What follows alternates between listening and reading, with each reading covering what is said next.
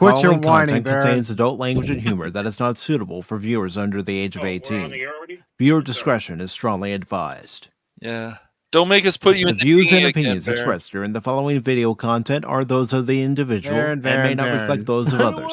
Thank you. I don't want to be on Pop Talk. Pop Talk scares me. There's wolves I'm being outside. blackmailed. I'm being blackmailed. You're not being blackmailed. You choose to come on the Pop Talk. Yeah, no. You didn't sign a contract in blood. Come on. Heck, your name's first. Look at that. Your name's first. Quit your whining. Well, that was part of the contract. I don't believe this guy. Actually, I do. He's the problem child on Pop Talk. He's a problem, man. While he smokes his cigar. Pop Talk is where it's at, baby. You're darn right. Oh, man. Good evening and welcome one and all to this edition of PACIFIC414 Pop Talk, along with Cash Money 007 and the big baby himself, Baron Orman Tagge. I am your host, Mike. And today we have several articles that we are going to talk about on both the YouTube and Rumble side. But of course, gentlemen, how are you doing this evening? Yeah. Pretty good. Wow. Yeah. Wow. Pretty good, I Yeah. guess. You know. Not bad. I'll let you guys know when Not things are bad. great, but pretty good. Yeah. You know, on this side of the dirt, so I mean, you can't go wrong with that, I guess. A Well, lot of slothfulness going on. We'll say. So yeah. I've got a serious question. No. How was the birthday feast of Baron Orman Tagge? Oh, it was fun. It was good. It was good having all of us all together, and only two of us had the all-you-can-eat shrimp, which surprised the hell out of me. My former wife and I. I thought my daughter would, but she got like. Did you get some nice gifts? Oh no! I mean, I already got gifts a while back. I mean, the missus gave me some gifts a while back, but other than that, no. I mean, it was just eating cheddar biscuits and shrimp. You know, can't go wrong. That's with cool. that. Shrimp's good, man. Really good. Oh yeah, yeah. Ate myself silly. Hey, why not? It's your birthday lunch / dinner. Go crazy. Oink. Oink oink. I know. I do it. It's like, hey, it's my birthday. I'm gonna enjoy myself because it only comes once a year. Well, I mean, basically, it was my birthday, the long suffering's birthday, my daughter's birthday. Wow, dude. And my other daughter's boyfriend, you know, might as well say going to be fiancés, because we're all kind of all together. I'm September, my daughter's October, and long suffering and the soon to be son-in-law are November. So, hey, you know. Yeah. Why not do it that? No, why not do it that way? And I also want to say, why not welcome Jason Fox of 540 Studio. Good to see you, Jace. What's up, dude? And He likes his pink. we also have a message from Baron. I did not promise this. This is all Baron here. So if there's anyone you should be talking to, it's this guy right here. Live new trolls. If we make it to 10 likes, so hit that like button. Yep. Again, this is all on Baron. I have no part of this. Uh, And of course, we have everybody's favorite penguin besides Punk Waddle. Right. Low spec Linux Penguin laptop. Penguin Yeah. power. And if we ever get Punk Waddle or somebody else on there, we have to ask Penguin questions, of course. You know, we have to know. Of course. I did send Punk Waddle a message. He has to check the schedule and he'll get back to me. So that's cool. Well, it's going to be summertime down in Antarctica. He probably wants to enjoy himself, you know. Yes. Yeah, you can't blame him. I'm sure Low Spec likes the summer time in the Arctic. Yes. Mm-hmm. But, ladies and gentlemen, we do have a couple of stories that we are going to discuss on both the YouTube side and Rumble side before we go to Rumble exclusively at the top of the 8 o'clock hour on the East Coast, 7 o'clock hour Central, and 5 o'clock on the West Coast. So, one of our stories, and I think we're going to begin with the story, will be an article from Geek Tyrant. And let me go ahead and bring this up on screen. And it says Top Gun, the Next Generation documentary series coming to National Geographic. Now, I was telling Cash and Baron about this article backstage, and of course, Cash was already to say, you know what really grinds my gears? Pretty much, yeah.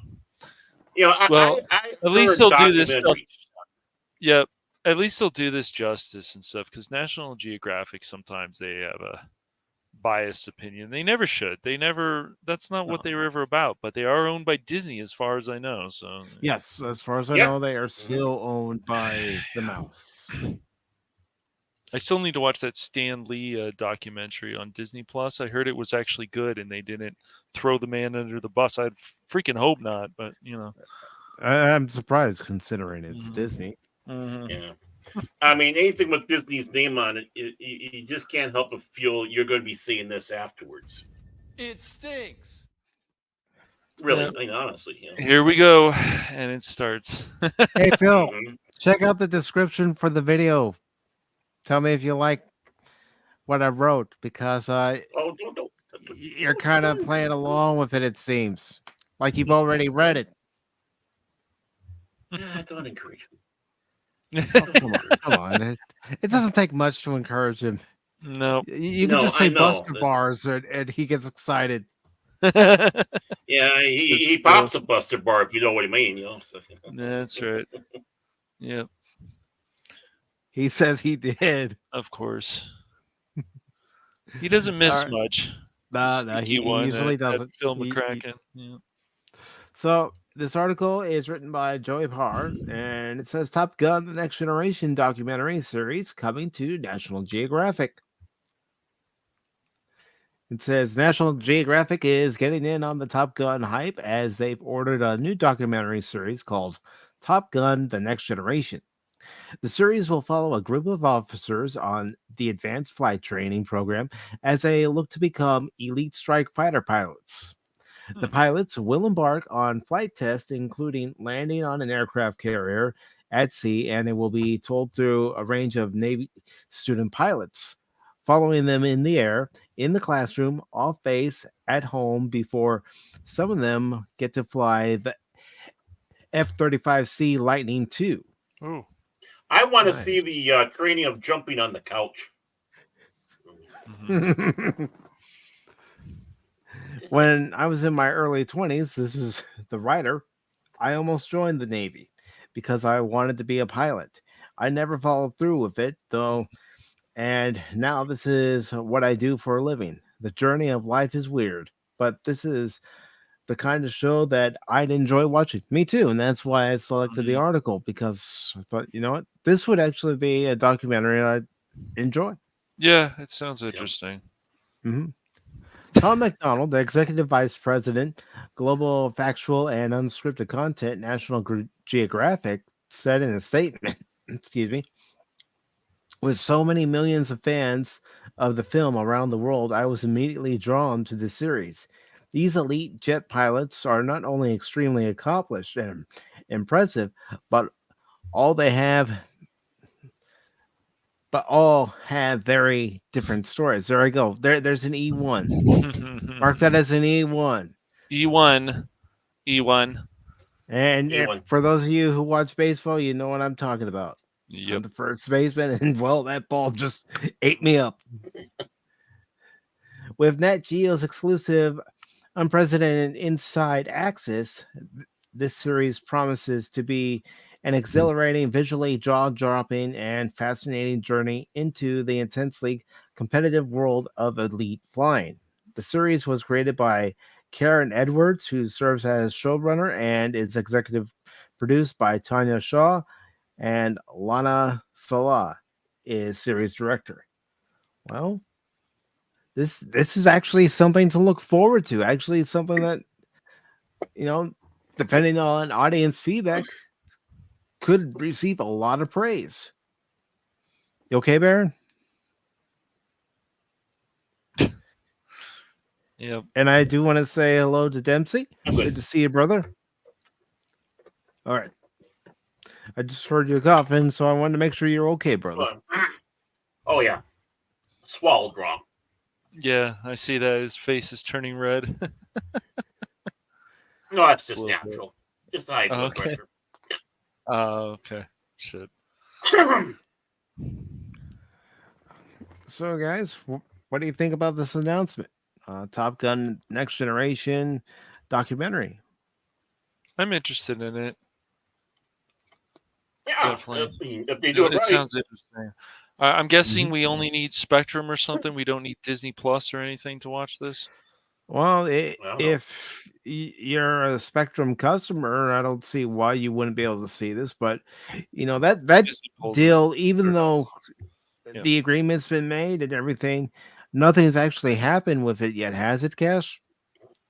No, unfortunately, it has not. They're just. It seems like they're kind of holding Spectrum hostage there, and it kind of got the short end of the stick. But when it's finally there, and even though it has ads, just watching all that old content, except no Song of the South, but watching a lot of that old content will be nice still. So,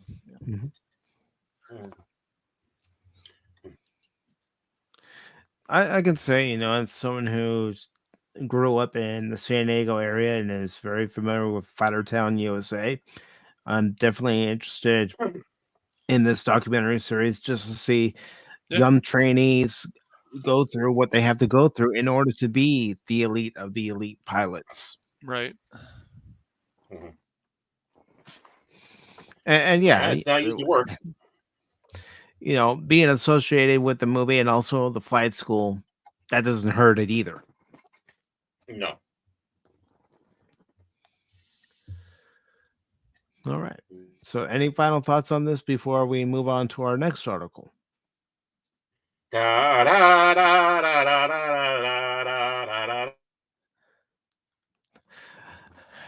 right, Baron, don't buzz the tower. Too late. Yeah, there I am drinking my coffee, even though I don't drink coffee. Get ready to drink it. Baron goes flying by. Damn that kid! See, I was protecting you from drinking coffee. I was doing a service. Right. Oh, by the way, Cash, are you Goose? I hope not. If I am, well, you know what's going to happen. Poor Goose, man. I've been planning this for a long time. All right, so let's go ahead and move on to our next story. For any fans of He-Man and Teenage Mutant Ninja Turtles, guess what? There's a He-Man TMNT combined for Turtles of Grayskull figures. Interesting. Two different universes coming together. And this article was posted on yesterday, and it's by Luke Thompson, and it says, "By the power of Cowabunga, dude!" Whoa! Arguably, wow, Baron, just get your pizza and go. By the power of pizza, I have the pepperoni. By the power of extra cheese. Arguably, with a half sword. That's bad. I know. Okay, that's it. Wow, I didn't even have to boot him out. Arguably, the hottest toy line of the 80s will mesh with its 90s counterpart in Turtles of Grayskull, the sort of mutation mashup the latter line became known for. A few decades back, such a partnership might have seemed unlikely after all, Both Masters of the Universe and Teenage Mutant Ninja Turtles are flagship brands of their respective competing toy companies, Mattel and Playmates. Since Nickelodeon bought the rights to the Turtles, however, they've been willing to license them to every toy company everywhere all at once, and fans keep buying. Heroes with a hat, sword, turtle power, or Grayskull power. I don't know. Work with me here, people. Work with me. No. Fine. No cooperation from the guy from Minnesota. Got it. You got it. Technically, both properties are almost the same age. Masters of the Universe just celebrated its 40th anniversary as a toy line last year, and Teenage Mutant Ninja Turtles will celebrate its 40th as a comics creation next year. As cartoons and toys, however, they never really competed head to head. No, the original animated series for He-Man went from 1983 to 1985, and the original animated Teenage Mutant Ninja Turtles series went from 1987 to 1996. Now, per the press release from Mattel, the partnership between Masters of the Universe and Teenage Mutant Ninja Turtles allows fans to create new storytelling moments with the Turtles of Grayskull line, which outfits characters including Leonardo, Raphael, Donatello, Michelangelo, with Eternian-style battle gear, and He-Man from the Masters of the Universe will battle his mutagen mutation, while Skeletor will don a turtle-inspired armor.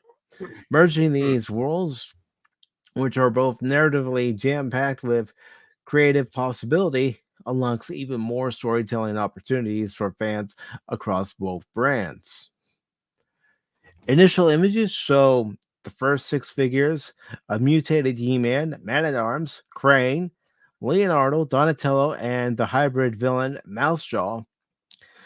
The master artwork for the line suggests that we'll also see versions of Shredder, Splinter, Teela, Hordak, Skeletor, Beastman, Ramman, Casey Jones, Mikey, and Raph. All figures will use the Masters of the Universe Origins base body with mix and match parts. What about April? What about April O'Neil? Come on. What? Two redheads is too much?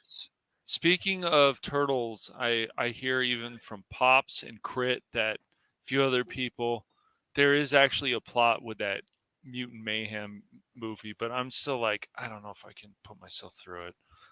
Yeah. I'm the same way. Expect Turtles of Grayskull to hit stores in January 2024. So there we see Crane in his android bodysuit, but of course that it looks is more weird, man. Yeah. Is that Crane a figure you guys want? It's an interesting idea, I'll say that. Yeah, it's an interesting concept, but it's one of those things where I'd have to actually see it in person. Mm-hmm. I agree. Instead of, just these quick images and renderings of what the figures are going to look like. I want to actually see it in person. Of course, here's Trapjaw. Mm-hmm. And he's got a mouser. Yeah, okay. I see that. Donatello is pretty much Man-at-Arms, but it doesn't look bad. It's not bad. But again, it's one of those things where you have to see it in person. How much are these figures going to cost? About $20 or something? I think they're going to cost $40. I think they're going to cost $40. Yeah, all right, yeah.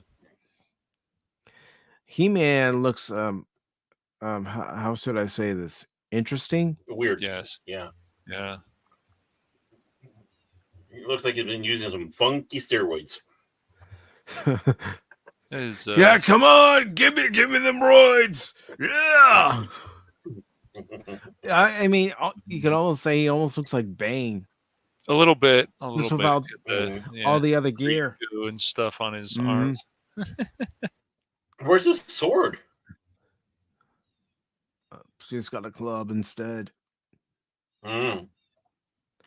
Man-at-Arms. It looks like Man-at-Arms. So, of course, he has a turtle shell for a shield. Mm-hmm. Which turtle gave that up, I wonder. Okay, all right. Leonardo, he looks pretty good. Yeah. That looks pretty good. That looks pretty cool. I like that. All right, so no more images. That's all right. That's all right. Yeah, but overall, this is something I'd have to see how they look when I'm in the store to gauge whether or not they'd even be worth purchasing, because the price point alone could deter me from saying I'm going to purchase one. Yep. And these things, and especially Well, you yeah. pay more money for this stuff, it needs to be well made. Yeah. Yeah. It can't be cheap plastic. No.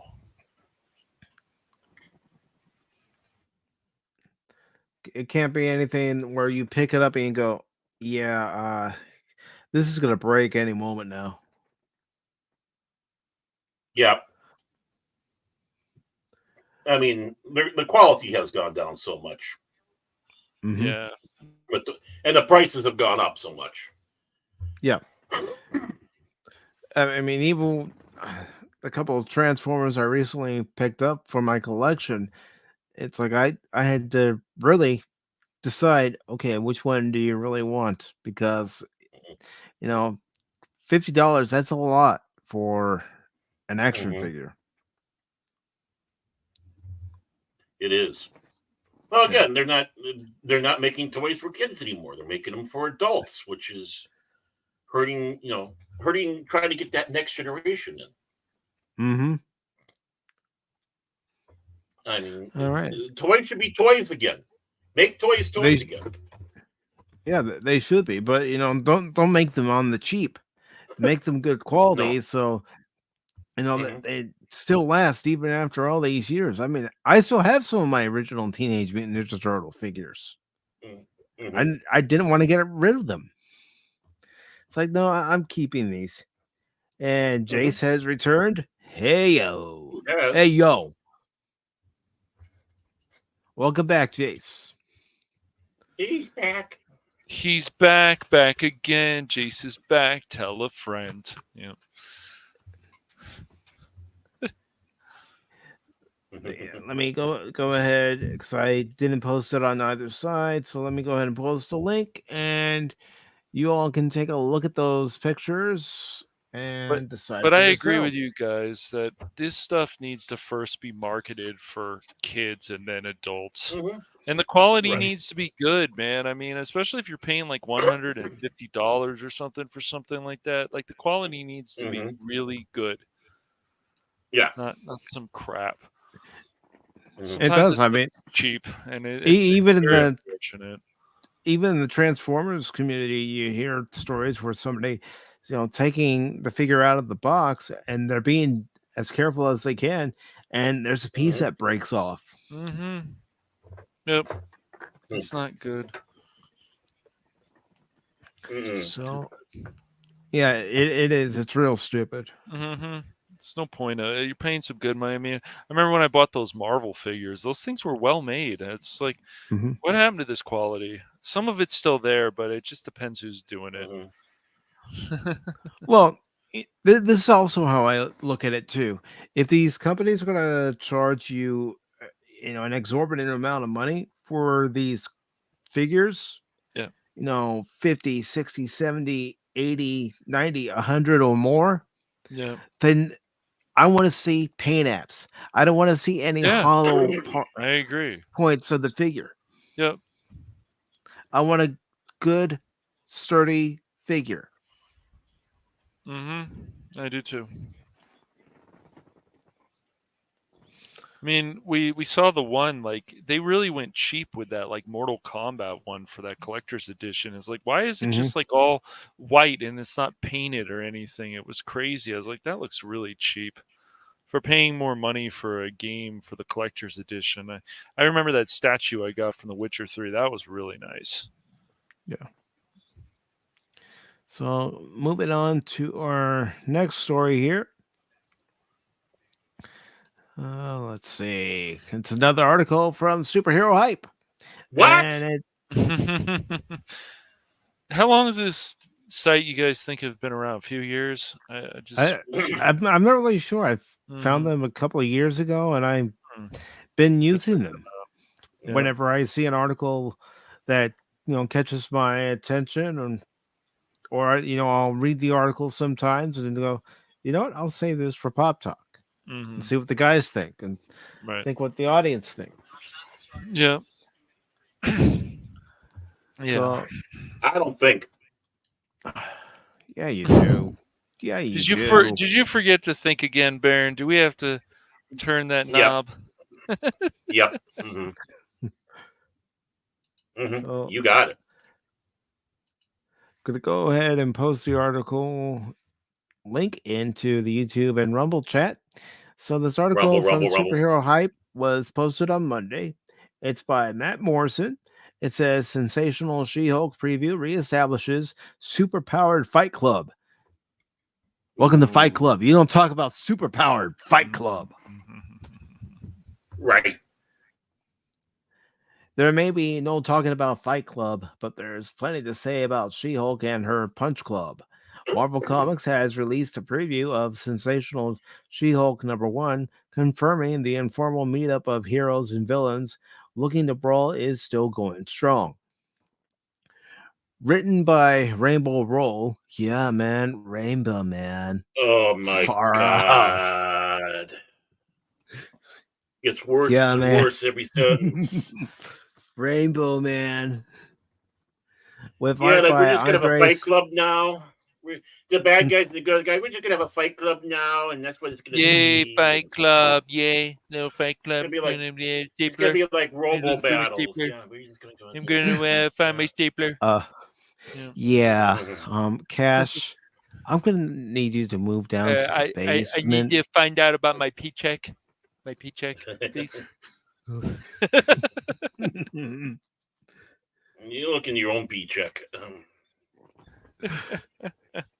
So, written by Rainbow Roll with art by Andres Janot and D. Knife or Knife. I don't freaking know. Sensational She-Hulk #1 establishes the status quo of Jennifer Walters' life. She's dating comic hero Jack of Hearts and made peace with longtime rival Titania. Unfortunately, a real fight breaks out when Titania brings her husband, the Absorbing Man, to Punch Club. What, does Titania sink?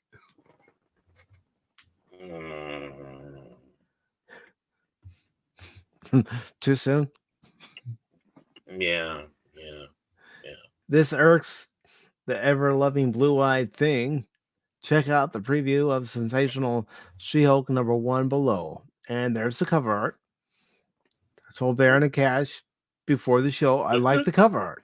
I do. Yeah. I think it's it might be just computer stuff, but yeah.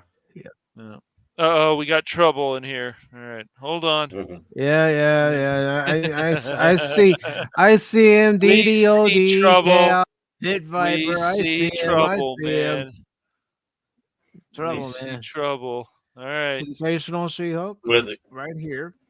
Looks very good. Looks very good. Looks almost like how she was originally portrayed in the comics. Mm-hmm. Yeah, almost 80ish. Almost 80ish. Which Yeah. And then I guess the faces or something. Right here doesn't look too bad. Yeah, that looks pretty good. I don't know. Yeah, it looks pretty good.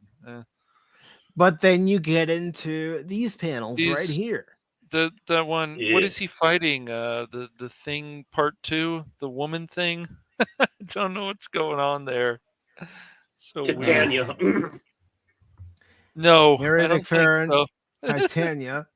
Is it? Oh, it is. The thing. Yeah. I'm not kidding. Is that no. We need to. Marsha Rosenberg, Volcana. Okay. And you said before we started, Cash, she looked like I am not Starfire. Well, No, I yeah, was I me. mean, That was me. no, that Baron said something about that. I just was like, I don't think Me. they did. Same. Look, the thing looks pretty good. The faces. What is up with all this thickness, man? This I don't know. thickness is not bad, but it's just, I don't know. It seems out of place in this. Mm. I'm just not impressed by It's the okay. art The itself. She-Hulk The looks pretty cover art good. looks great. The She-Hulk looks Mhm. pretty good in some of these scenes, but I don't know who the heck that is. I can't see what it says. A little small. I have to look. Yeah, I don't know who that is. Here you go, Cash. Here you Oh go. boy. It's a little small, Mike. It's a little small. Yeah, it is, and I have really good eyesight. But there you go. There you go. Zoom into that Mhm. bitch. Happy now. There. Don't let me disrupt you, human. No. Too late. Yes. Don't Don't let let me me disrupt disrupt your you. meeting. Your meeting. It's Punch Club, right? Let's get to punching. Wow, that's really just, just stellar. Punch Stellar Club. Top tier rating. Get the there. punching. Yeah, Stellar get to the dialogue. point. Oh God. Weak. Weak. Wow, dude, that is Weak. just stellar writing. I know it is. It's something I would write. Stellar. Like, yeah, some of Hey, this look, art he doesn't look brought his ball and chain. Aha! Uh, What? It's right there. What am I supposed to do? Just say nothing about it? No, it's good. It's good. It's just obvious, but yeah, not bad. it's hard not to mock this stuff. It really is. We try so hard. Right. We really do. But it's really hard not to. But that's what I like doing. I like seeing stuff that I could, I know. praise when it should be Yes. praised. Yeah. But when I see something within the same article where it's like, what? Yeah. And that art doesn't match the cover art. Mm-hmm. No, it does. No. So it says not the at all. origins of She-Hulk's Punch Club. Yeah, Punch Club. Punch Club. The idea for Punch Club spun out of the first issue of the 2022 She-Hulk series. It was here that Tatiana sought out Jennifer Walters looking to brawl. The two longtime rivals started talking and came to realize the value of giving bruisers a less destructive way of honing their skills and venting their rage. Oh, come on! Come on! I just want a good fight between the hero and villain. But Yes. no. Oh, we gotta come together now. Hugs, Come hugs, together. kisses. Come Peace. together right now. Well, I still Punch think Club. even with the She-Hulk live action, it's like I would look at those people and say, we got to put. You guys know how it worked in the animated thing. The whole thing about Doctor Doom actually, trying to help She-Hulk, trying to help Jennifer, was very cool, and we could have had that in the live action, but no, you guys don't want to do that stuff. Like it's a no-brainer. I think it would be very cool to see that. I think it would be too, but that's not what they want to do. They want to make all villains sympathetic. Right. The way she became She-Hulk was pretty stupid. Also with the accident and stuff, it's like what? No, it was better than the original comic with the blood transfusion. Better. Yeah. Yeah. So the article goes on to say, to that end, Jennifer suggested they form a punch club where they could work out in a vacant area without fear of hurting civilians. The idea proved a success, with the Thing, Tatiana's old partner in crime, Volcana, joining the club as well. Iron Fist and Luke Cage also attended the club's meetings, but only to watch.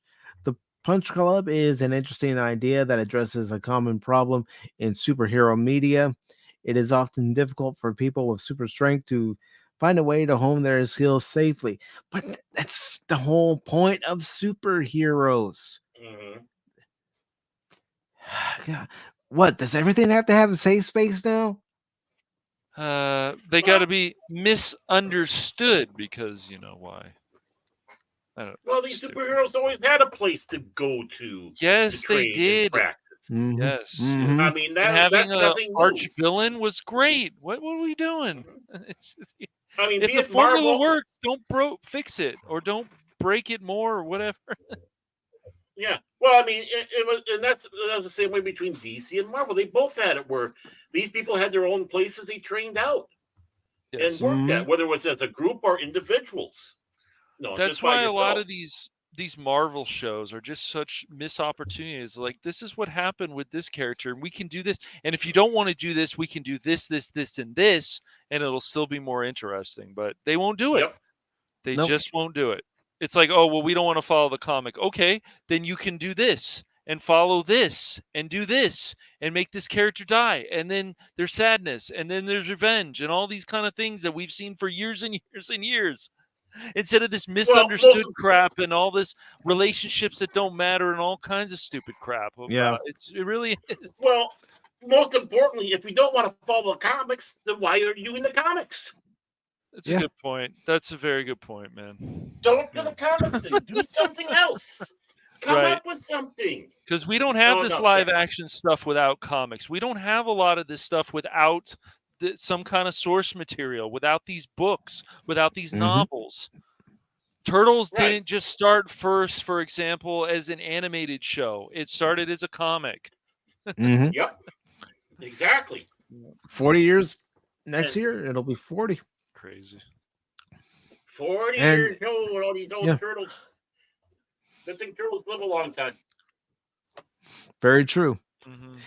And the article finishes up by saying, by establishing the Punch Club, Jennifer Walters found a low-cost way to build her strength and fighting skills without tearing down half of Manhattan in the process. Well, what's the whole fun in that? Come on. What's the whole fun of the comic book superhero not tearing down a whole city to fight off a villain? It also enables her to spare her wardrobe, keeping her rivals from trying to jump her while she's wearing her best suit. Oh, give me a break. The whole point her of best suit. Oh, yeah, okay. The whole point of She-Hulk and even the Incredible Hulk is, someone gets them to the point where they turn lean and green. It's time to fight. Well, I mean, now they talk about the fight and then look good in your suit. Isn't that starting to go into the quote unquote stereotypes that they wanted to get away from? Oh yeah. That these wokies like to talk about. Oh no, we don't want to be talking about this old stuff anymore. She-Hulk has always been, she uses her sex appeal to also, attract men and stuff. Oh, no. But her character is so interesting. You go back, you see her in the 90s cartoon when they added her into the Incredible Hulk, and you're like, oh, she says words like sugar and stuff. You don't get any of that in the live action. It's ridiculous. No, she flirts. She flirts so she can get the information she needs. She's a femme fatale. She uses her charms. Yeah. And then when need be, she smashes. More ways than one sometimes. Very true. No dispute there. Mm-hmm. So, guys, any final thoughts? I can't wait to not buy this. That's my final thought. Yeah. Well, it shows, even after talking with Mike Barron and a few of the others about the state of comic Chuck books. Dixon. Again, it gives us an exact reason why we don't buy or don't even care about buying these. Right. It's hard to buy. And if you're going to buy like any kind of buy some older stuff. Like if I have a comic book store, buy older stuff. Buy stuff with Zatanna that's older, and so you're like, oh wow, how good this is. Because the writing is quality. So yeah. Well, I mean, just like earlier today, I was cruising around, just farting around on the old fake book, and this article came up about the pride in Marvel and stuff like that, and they're focusing on Amy Reeder and just going through the whole thing. her, and I don't even know if it's a her, but that's something we can talk about on the Rumble side. Right. Her big thing was that any way possible to get gay and trans and all that represented in the comics. But and then had to sit back and confess. Then had to sit back and convince that she's horrible at drawing men and armor and weapons, even though that's what the comics are all about. Even though she has a hard time with that, she rather did with it. Well, yeah. Go ahead. Go so ahead. I mean, right there again, part of the problem. Just like this is part of the problem. Why do we want to read your garbage when all it is propaganda bullshit? Baron, what's amazing to me, man, is that even with a trans and a gay character, where is the building? Is there a tragedy? Why do we care about this relationship? And on and on and on and on. So if you're really set on doing a whole issue or a series of gay characters, where are the triumphs? Who doesn't like them? And on with all this stuff, and they don't care about that. So they just create new stereotypes. That's what just blows my mind. Well, yeah. Well, not only that, they don't make original characters. They take old ones. Like now it reminds me why I got intrigued in looking more into this is because she did a like a cover page up where you had the original Green Lantern of way back, right? Green Lantern, from the 1940s. And he's looking in the mirror, and he's kind of done that, and So the part where he rubs the mirror off is him, not as Green Lantern, and the other one. And she's going, "I'm drawing him like a secreted gay man in the 1940s." What? It doesn't make any sense. It makes no sense to the character. That's not what the character ever was. So you know what you do? And the other thing is find better colors. Find this. Okay, I want this character that is also gay. Or I want this character to also be trans. Okay, where is the development of it? What is his friends who hates him? All these different things. Why is this relationship matter? What job does he have? All this kind of stuff that we used to care about. So if it's straight, gay, lesbian, whatever it is, I think all this is important. But no, they're like, well, this person's represented, so that's enough. That's enough for you? Really? Yeah.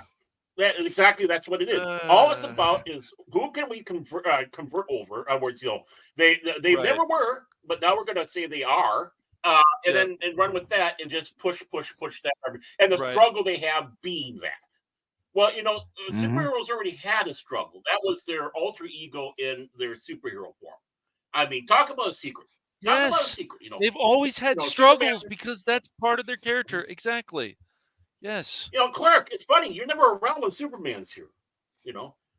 Exactly. Like, where's Bruce? Where's Bruce? Where's Bruce? I see Batman's here. Where's Bruce?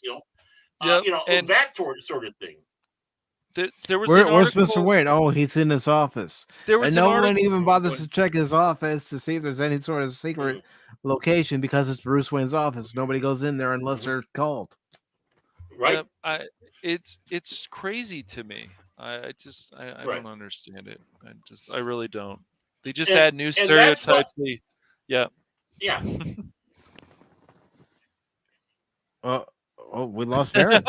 no, we literally lost Baron. We did. Dang it. Oh, he's back. Although I got him. No. Don't get any respect. I mean, we didn't. Yeah. I just it's just bizarre to me. The whole thing is always bizarre. It's the way comic books are, like mainstream comic books, and it's like you guys have forgotten a lot about a lot of things. And then they also have a show where they start. It could be Supergirl, it could be something else, and they have some really good ideas, but they just can't seem to get the villains issue set. So it's like you guys got to work on that.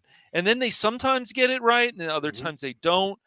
And then you have other situations. What was it, Bounty in the Comics, where they were like, well, that Superman show, that animated show, we wanted to come up with more villains because we don't want the super villains, the Lex Luthors. And I'm like, well, why?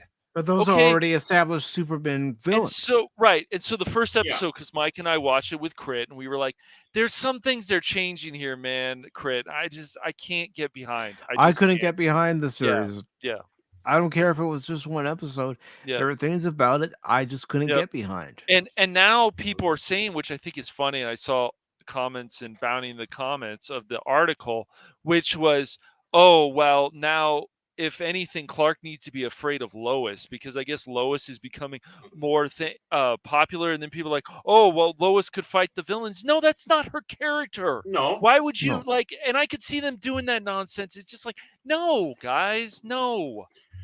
And what's important is Lois is a strong female character that has no superpowers. And that's the important part. She has no superpowers, and she can be braver than Superman. That's right. You know, she treads where angels fear. You know, she goes where angels tread to fear to tread. She rambles up like Mike does in a game.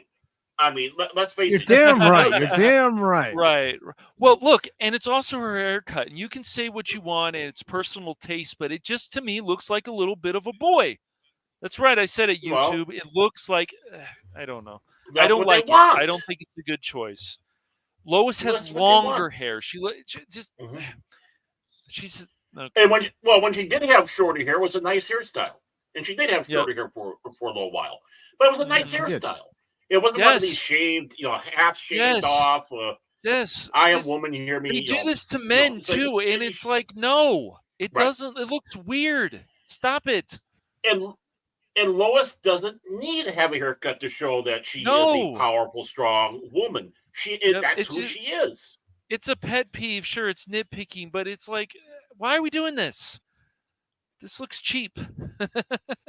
Well, yeah, well, that's just it. I mean, again, we have people that have no love for the mythology. They have no love for the story. They have no love for anything. All they can do is try to put themselves into it, and they don't care about anything else. And then they sit back and say, if you don't like it, don't buy it. So we don't buy it. So what do? They start bitching, whining, and we're not buying the stuff. Mm-hmm. And doing GoFundMes because they can't make the rent because no one's buying the crap. Right. Well, let's make up your mind. You either put something out there that people will like, and again, it has nothing to do with the fact that you put a gay character or whatever in there. It's about the story. Right. Yes. Right. Quit taking. The thing is, what does sexuality have to do with it, anyways? Exactly. Yeah, and then it's throwing in sex because you want to throw in sex, or it's like, does it fit in the story? Yes, in Game of Thrones, it fits in the story. Fine, but other stuff, to some extent. Well, because you had George R.R. Martin dancing around his New Mexico estate, going floppy wieners, floppy wieners, floppy wieners. That guy is something, man. He doesn't finish books. He doesn't. I don't get him. I really don't. Well, speaking of floppy, speaking of floppy. I mean, let's face it. A lot of actors are part of flops. Yes. Mm-hmm. Right. Whether it's a television show, whether it's a movie, whether it's a campaign. Yep. Right. So SAG-AFTRA strike hangs on $480 million gap between actors and studios on streaming pay. This is by Gene Mattis. Wow, they actually only have one writer write an article this time. Whoa! Variety. Wow. All right. Hey. Good job. Bravo. Good job, Variety. Hey. Didn't she get the letter on the writer with the writer stuff? There's got to be no. She's breaking rules. I know they're different things. I'm just being sarcastic. Different things. Different things for different people. Kind of like Phil. Yeah. This article was posted on the 17th, which was yesterday. Wow. And it says, talks broke down last week between the major studios and SAG-AFTRA, with the studios saying that the gap between the two sides is too great to continue productive negotiations. Until they can bridge the gap, SAG-AFTRA will remain on strike, and the entertainment industry will remain shut down. Oh, how sad. How sad. Oh. The hell you you say? There's got to be another clip in there that we can. Yep. Mhm. How big is that game? Looking through the he's looking through. Oh yeah, now he's got the power. Yeah.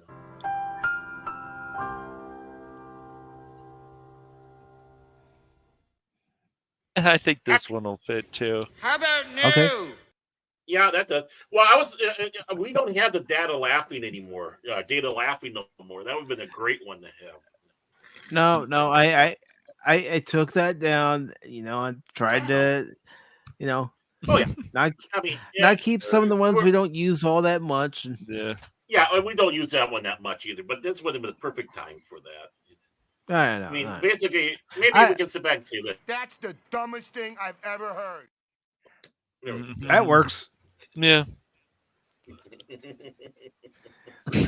I love Bender. Bite my shiny metal ass. Yeah. Oh darn! That sound bites on my side, whereas I'm Cash Money. Has been. Yay. Bring it over. I'm Cash Money. Yeah, I'll make sure to make room for it too. No, I think about this and it's like I don't hate a lot of these actors, but I just the ignorance that comes out of their mouth usually. The arrogance. And the arrogance, of course. There we go. But they want this greed. As I said, they don't want certain other walls, but they love paywalls. I'm going to only go with certain they like, walls.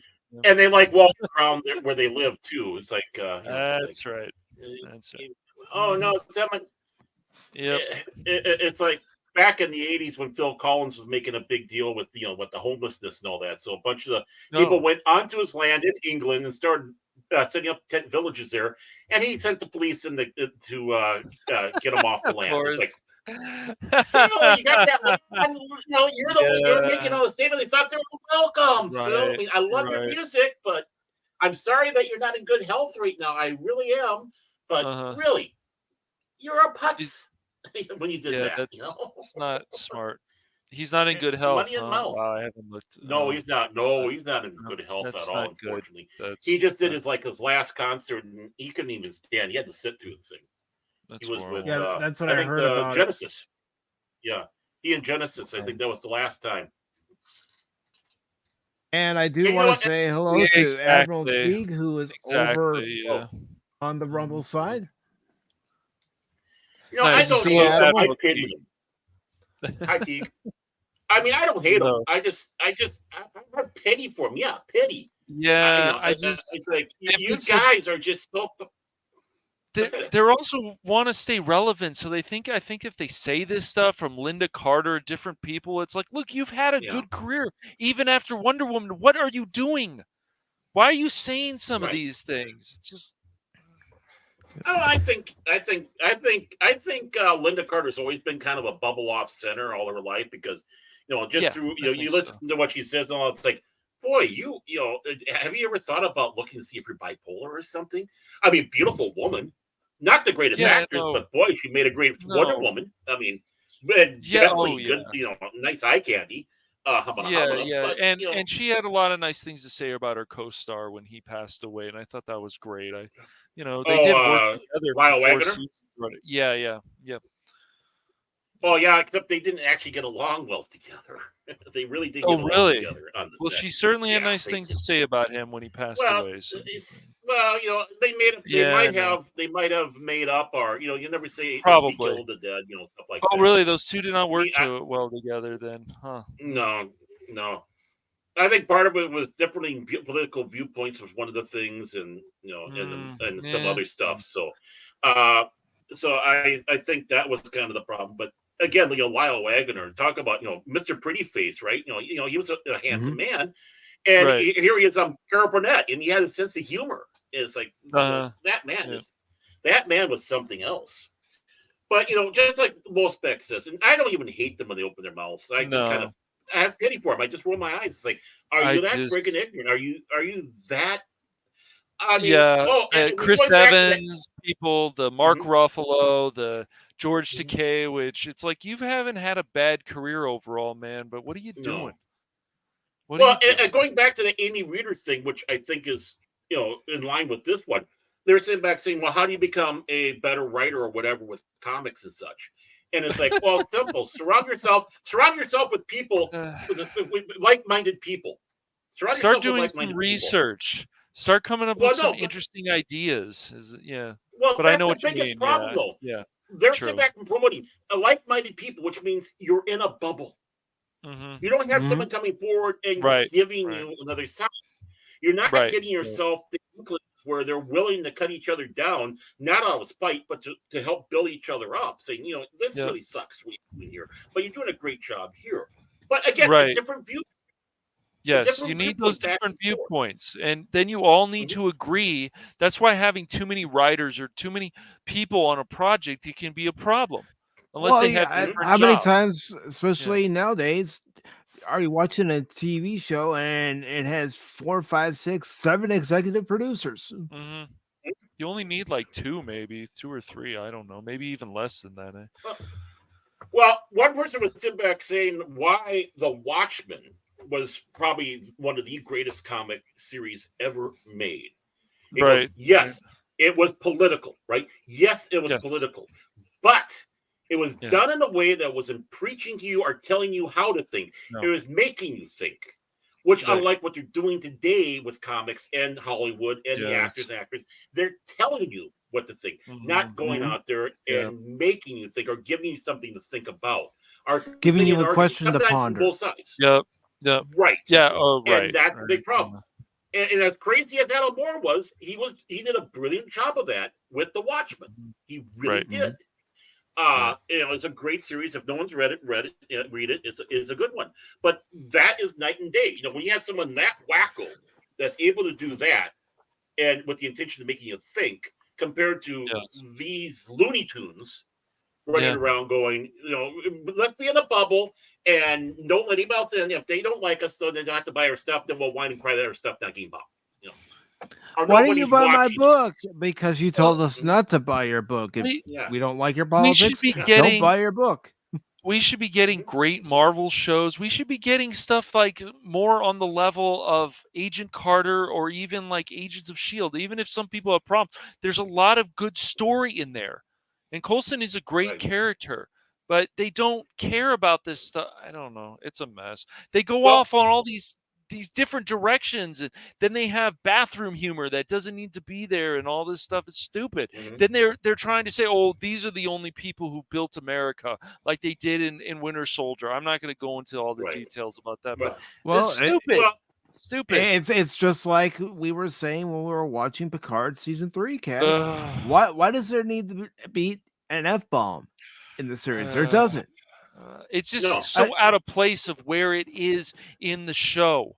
And then it's like they turn that Picard into this whole horror thing to some extent. What door are you going to open? And so it aggravated the red door. The green door. The right door. What's number one, what's behind the green door? Let's go behind. And if we're gonna if we had to have another Crusher, could he be more interesting? This Crusher was just like, I don't know. I'm not really. It's like, why do I even care? Why do I care about this Jack Crusher character? Yep. I did it. Yeah, it's just like Wesley Crusher. We don't care. Not really. No, not really. But the thing sometimes another thing that made me laugh watching this series was Beverly caulking a phaser rifle. Since when have you seen anybody in Star Trek caulking a phaser rifle? Yeah, I don't like those. That's nitpicking, but it's just I don't like that stuff either. I don't care if it's nitpicking. If you've never seen it on screen before in any iteration of Star Trek, whether it be television or movies, you shouldn't be seeing it there. I agree, it's because the people writing it, and I'm including Terry Metalis, aren't as big of fans as they proclaim themselves to be. Right. The closest we ever got to that was Star Trek V when they were cocking the, doing the little thing with those battle phasers, but then they're making sure the power packs are in, They had to start the season of Picard from season 1 to season 3 about the Borg. It's like they could have done something else, and they could have made the changelings more interesting. And I know a little bit about it because I did, of course, start watching Deep Space Nine again recently. Of course, when we were doing the Tuesday Night Trek and whatever, but they're missing. There's all these opportunities they're missing. Like I would love to see the Romulans again. And I know it just the Klingons I like, the Romulans. There's been some other races too that but those are the two I liked a lot. But no, let's go with the Borg again. Do we need to? I don't know. No. Well, because it's a quote unquote fan favorite. We got a Right. fan favorite. Yeah, Right. that That's more fan fan favorite was also watered down because of how many times they were used on Voyager. Right. Right. That's true. I mean, I still like Voyager, there- but yeah, I know what you mean. Yeah. well, yeah. I mean, in many ways, the Borg story has come kind of to an end with Voyager. In some ways, you know? Yeah, they're not as powerful a threat anymore. Right. So they have to come back in season Picard. It's like, and then they have to use the change. I was just like, what are we doing here? What are we doing with this? And remember, there's one thing I have to sit back and say: don't think that AI isn't still on the table. The studios Right. are Oh, more it than happy to back definitely away is because still on the table. Right. And that even goes with the writer's strike because there's one bright, Yes. shining thing in that contract Right. that the writer's strike had. Yeah. 3 years. That contract's only good for 3 years. That's a major win for the studios, folks. Yep. You don't It is. realize it, but it is because when it comes around to Yes. 3 years from now, and AI has gotten better because you know they're really crunching it. You know they got all these old programmers all locked in the basements doing all these games, being fed their little cheese now and then, and pat on the head when they do something right. But they're hoping that when 3 years, with chat, with those chat AIs and stuff like that, Yes. they know that they can probably get something done. Just need to polish it up a little bit, which is basically your script editor, which is outside of the script writing, and then boom, you got it. And we have a problem with actors. No problem. Here we got Captain AI to the rescue. You guys are effing yourselves over. Yes. They're more than willing to go with what you had for the writer's strike because they knew it was 3 years, and they know that when that 3 years time, they got you by the cojones. Yeah, they do. And after Yep. And after 1 year, they may start their nonsense again. So who knows? Yeah. And how is this helping that writers? Because now, the writer's strike is over. Who are they writing for? Right. Nobody. The actors are still on strike. The actors are still on strike. In a sense, I mean, they can still get employed to write up some scripts, but it's not going to be a big load of stuff because they don't know where things are going. Especially with times tables and such, that we all know that they have in the studios. Like, well, we overran, we can't do this one because this sound station is being used for this now. So yeah, the writers aren't working. I mean, not like they were probably hoping for. So, how you doing, Fran? Doing a great job. Let's not forget that because of both of these strikes, the writers and the actors strike, Dune had to be pushed. Ghostbusters Afterlife 2 had to be pushed to next year. Right. And you guys excited about that? I still haven't watched the original Afterlife. I guess I should sometime, but I was just like, they have a sequel. I mean, are you excited about it, Mike? Really, you guys haven't watched it. I know a guy that has a copy. Okay. Well, who would that be, Phil? Oh, who's that? Phil? It's Ghostbusters Caddyshack 2? Is that what he's got? Oh no! Oh gosh! No! I don't even want to think about that. But to get back to this article, it says, how big is that gap? About 480 million a year. A year, folks. A year. And yesterday morning, I'm giving full credit to Culture Casino. Because I was watching Loki's Mornings of Mischief, and Loki's on his honeymoon right now. So he had Mexican Iron Man and Culture Casino and Zeropium on there, and they were talking about this. And Culture Casino basically broke it down and said it would be about 56 cents, 58 cents per customer. So basically, it would be a tax per customer on the top of their subscription. If they want to meet this $480 million a year gap. Well, that's how it always works out. And The cost always it's not gets just down on to the Netflix, consumer. it's on all the streaming services. Well, then obviously what's going to happen is the streaming services are going to increase. The prices yeah. have to increase. That's what. And the way Culture broke this down is he was using Netflix, Disney Plus, and HBO Max. I know it's called Max, but I still call it HBO Max. Those Call it were what the you three want, main ones that he was using. So again, full credit goes out to Culture Casino. Okay. Good job, Culture Casino. Yep. Good job. We knew man. we could. We knew you could do it, man. We knew you could do it. So, is it Oh, true that he's Loki a smart guy. He's a very smart guy. Oh yeah, He's a numbers guy. I know he is. And is it true that Loki is going to be live streaming his honeymoon on X Hamster? I just want to know. Oh my No, god, Baron. No. Baron, what the okay. hell? What kind of trouble are you trying to Baron. start, dude? Baron, we can't take you anywhere, can we? No, no. That's right. Like I said, he's the I thought problem I was child. bad. I mean, Loki would laugh at that if he was here. I'm sure. I know he would.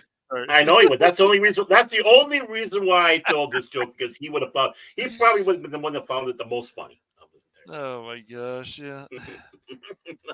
He's gonna type that later on Twix. I can see it now. Baron, so bad. He and Eris are on their honeymoon right Right. now, and I don't know if he's ever going to hear this, but I just want to say to Loki and Eris, congratulations to you both, and may you both have a very long life together. Mm-hmm. Yeah, I second that. Even though I do think Yes. Gary, Indiana is not the best place to have your honeymoon. Okay, that's all I got to say. But best That's wishes. two. Listen to this guy. Listen to this guy. We're trying to have a good moment here and congratulate two people on their matrimony, and this guy. We'll make sure to send this stream to Loki later. I'm sure he'll come across it. I'm sure he will. So this article says that's the difference between what SAG-AFTRA wants in a new streaming residual formula, $500 million, and what the Alliance of Motion Picture and Television Producers is currently willing to pay, $20 million. Actually, can we just give him a penny? That's what I get paid a month. The two sides are at odds on other issues as well, including artificial intelligence and increases in minimum rates. But it was the vast gap on streaming residuals that prompt the breakdown in talks. Well, to borrow another note from yesterday's Loki's Mornings of Mischief, and I wholeheartedly agree with this statement. Do the actors help promote these streaming services to get subscribers? No. They do not. Actually, they do not. No. They should. Well, I mean, if they want to, but yeah, they would be a no-brainer probably if they're supporting this stuff. There was a time when no matter how big of an actor you were, you went out there and you promoted it. Yes. Whether it was a radio, television, movie, you were out there doing it. Even though you have big names like John Wayne or something like that, Cary Grant, they would have something where they go out and say about and promote something for the studio because it's their film. Because obviously, I want people to see this because it makes me look good. I get bigger, keep on getting roles. Right. Well, now you got these people today thinking all I have to do is just say my name and people come flocking to me. And it's like, and you are? Yeah, and exactly. You are? I haven't heard of many of these people. They're still, you got... Go ahead. Oh, I mean, what's to entice me? What are you doing to encourage me to come watch that? Even as cringy as those, that ABC and all that, when they had their beginning of the season, they had all the stars out there doing silly little things, in the 70s and early 80s. The thing is they had the showrunners of these shows out there doing the promotion. Yes. And, you look back at it, boy, it's cheesy, but the thing is they're out there promoting it. It's like, it got you pumped up. It got you excited. Yep. And they're not doing, and how can you do that for a streaming service? They're not doing it? Hey, no, Netflix, they're not. But they're still doing it for skin care. Okay. Some of these actresses, big names, some other people. Then of course they're doing the Capital One ads. You get people like Samuel Jackson and other people on there. But no, I haven't seen. I don't think I've seen one person really. They've they had like Matt Damon doing like the crypto thing. Of course, that was something. Matt Damon. Matt Damon, yeah. And then they have the. But they're not doing anything. I haven't seen any big name actors talk about these streamers. So, hey, go check out Netflix. Hey, go check out Disney Plus. Hey, no. Well, what they're doing is they're going out the sponsorship, and they're getting all this. They're getting all this money for them. It's not for the studio. They're going out with these sponsorships, and of course, then you get these actors who are so full of themselves they won't do the commercial in the United States, but they'll go to Japan. Right. Yes. Like Tommy Lee Jones and a few others. That's right. That's too beneath me to do commercials here, but I'll fly over Japan and do a commercial over there. And boy, it's like you want to see something that's like embarrassing. This is some of the commercials that Tommy Lee Jones was doing in Japan. I watched them. It's fun. Just look up Japanese. Just look up Japanese commercials, and you'll see that. The people at my college, of course, they're connected with the entertainment industry because of the script, the script writing classes and stuff. And Hollywood gives money to the college. But what we found out, like I found out stuff about Tommy Lee Jones, and like I guess if he's practicing and something and it's in his clause or whatever in his contract that you can't be on set with him or something, or you could be fired. I'm like, I could see Tommy Lee doing something like that. I heard that from a professor when I was in college. I was like, I could definitely see. I'm sure he can be a nice guy, but I'm sure other times, I've heard. I've never met the personally. Man, so. I never met him either, but I just heard enough stories from many different sources that he's beyond. It's not even a curmudgeon. He's just an asshole. I mean, it'd be different with a curmudgeon. You can get by with that, but that's just it. You hear about some are such great. Like you were saying about Ewan McGregor, how he would sit down with the nobodies on the set and spend lunchtime there, while others go lock themselves away or try to get forward or get upset because somebody looked at them on the set. I mean, somebody looked at me on the set. Get rid of them. Yeah, because I'm practicing my lines or something, and that I heard that. I'm like, I'm sure that's true because of course the professor worked for CBS, so he has connections with people. He knows celebrities, and I'm not surprised that could probably happen with Tommy Lee and this guy. What was really funny though is that professor always loved to go to China every year. I wonder if he ever stopped. It was something. I'm like, that's not one of the places I'd really like to go. There's probably some interesting things to see in China, but he had to go for a board meeting, I'm sure. Maybe something, I don't know. He just loved going to China, loved visiting China. So Well, if Phil were here, he probably had to go to a CCP meeting. Yes. Something you're familiar with, Cash. Sure. Well, see, I was just those things. I was just going to tie it in with might Cash. exist here. I don't know. They might exist here. Who knows? I've never looked into it. I don't want to. I mean, your teacher had to go to China when he got called up. When Gavin gives you a call, you got to rush down there and get rid. Oh yes, Gavin, man! Imagine working for that guy. Comrade. Yeah. Comrade Cashable. Comrade Cashable. No, they don't call him that. They don't call him that. They call him Comrade Chin. Comrade Chin. Yes. Chin. My chin is so powerful. It can destroy worlds. That's what people see first before you walk into a building. They don't see cash money. They see the massive chin. The beautiful. Well, you know what happens. You know what happens. He starts walking in. The chin starts going to the door. 3 hours later. There's seriously.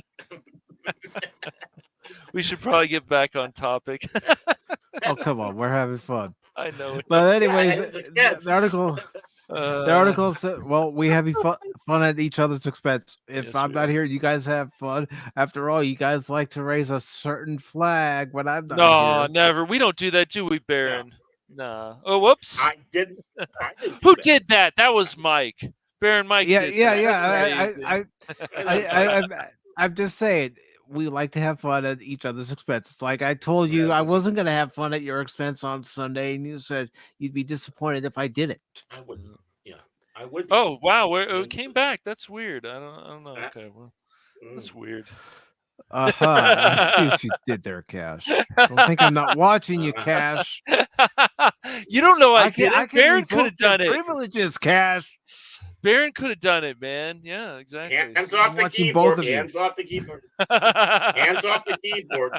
No, I mean, I do something like this. I said, I ain't giving you no 350, you goddamn Loch Ness monster. Get your own goddamn money. I gave him a...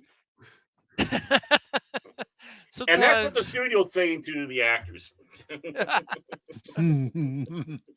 So the article continues on by saying union leaders have said they expected to keep negotiating and were taken by surprise when the AMPTP walked away from the table. Oh, please give me a break. But according to the AMPTP, the union gave an ultimatum demanding that the studios agree to its untenable proposal for a per subscriber tax, or else the strike would continue. Streaming residuals have been central to both the writers and actors strikes. Well, no shit, it's always about money. Always. Yeah. Well, the business, I think they never have enough, and yet they have more than most people. So just throwing that out there. The WGA won a bonus for the most watch made for streaming shows.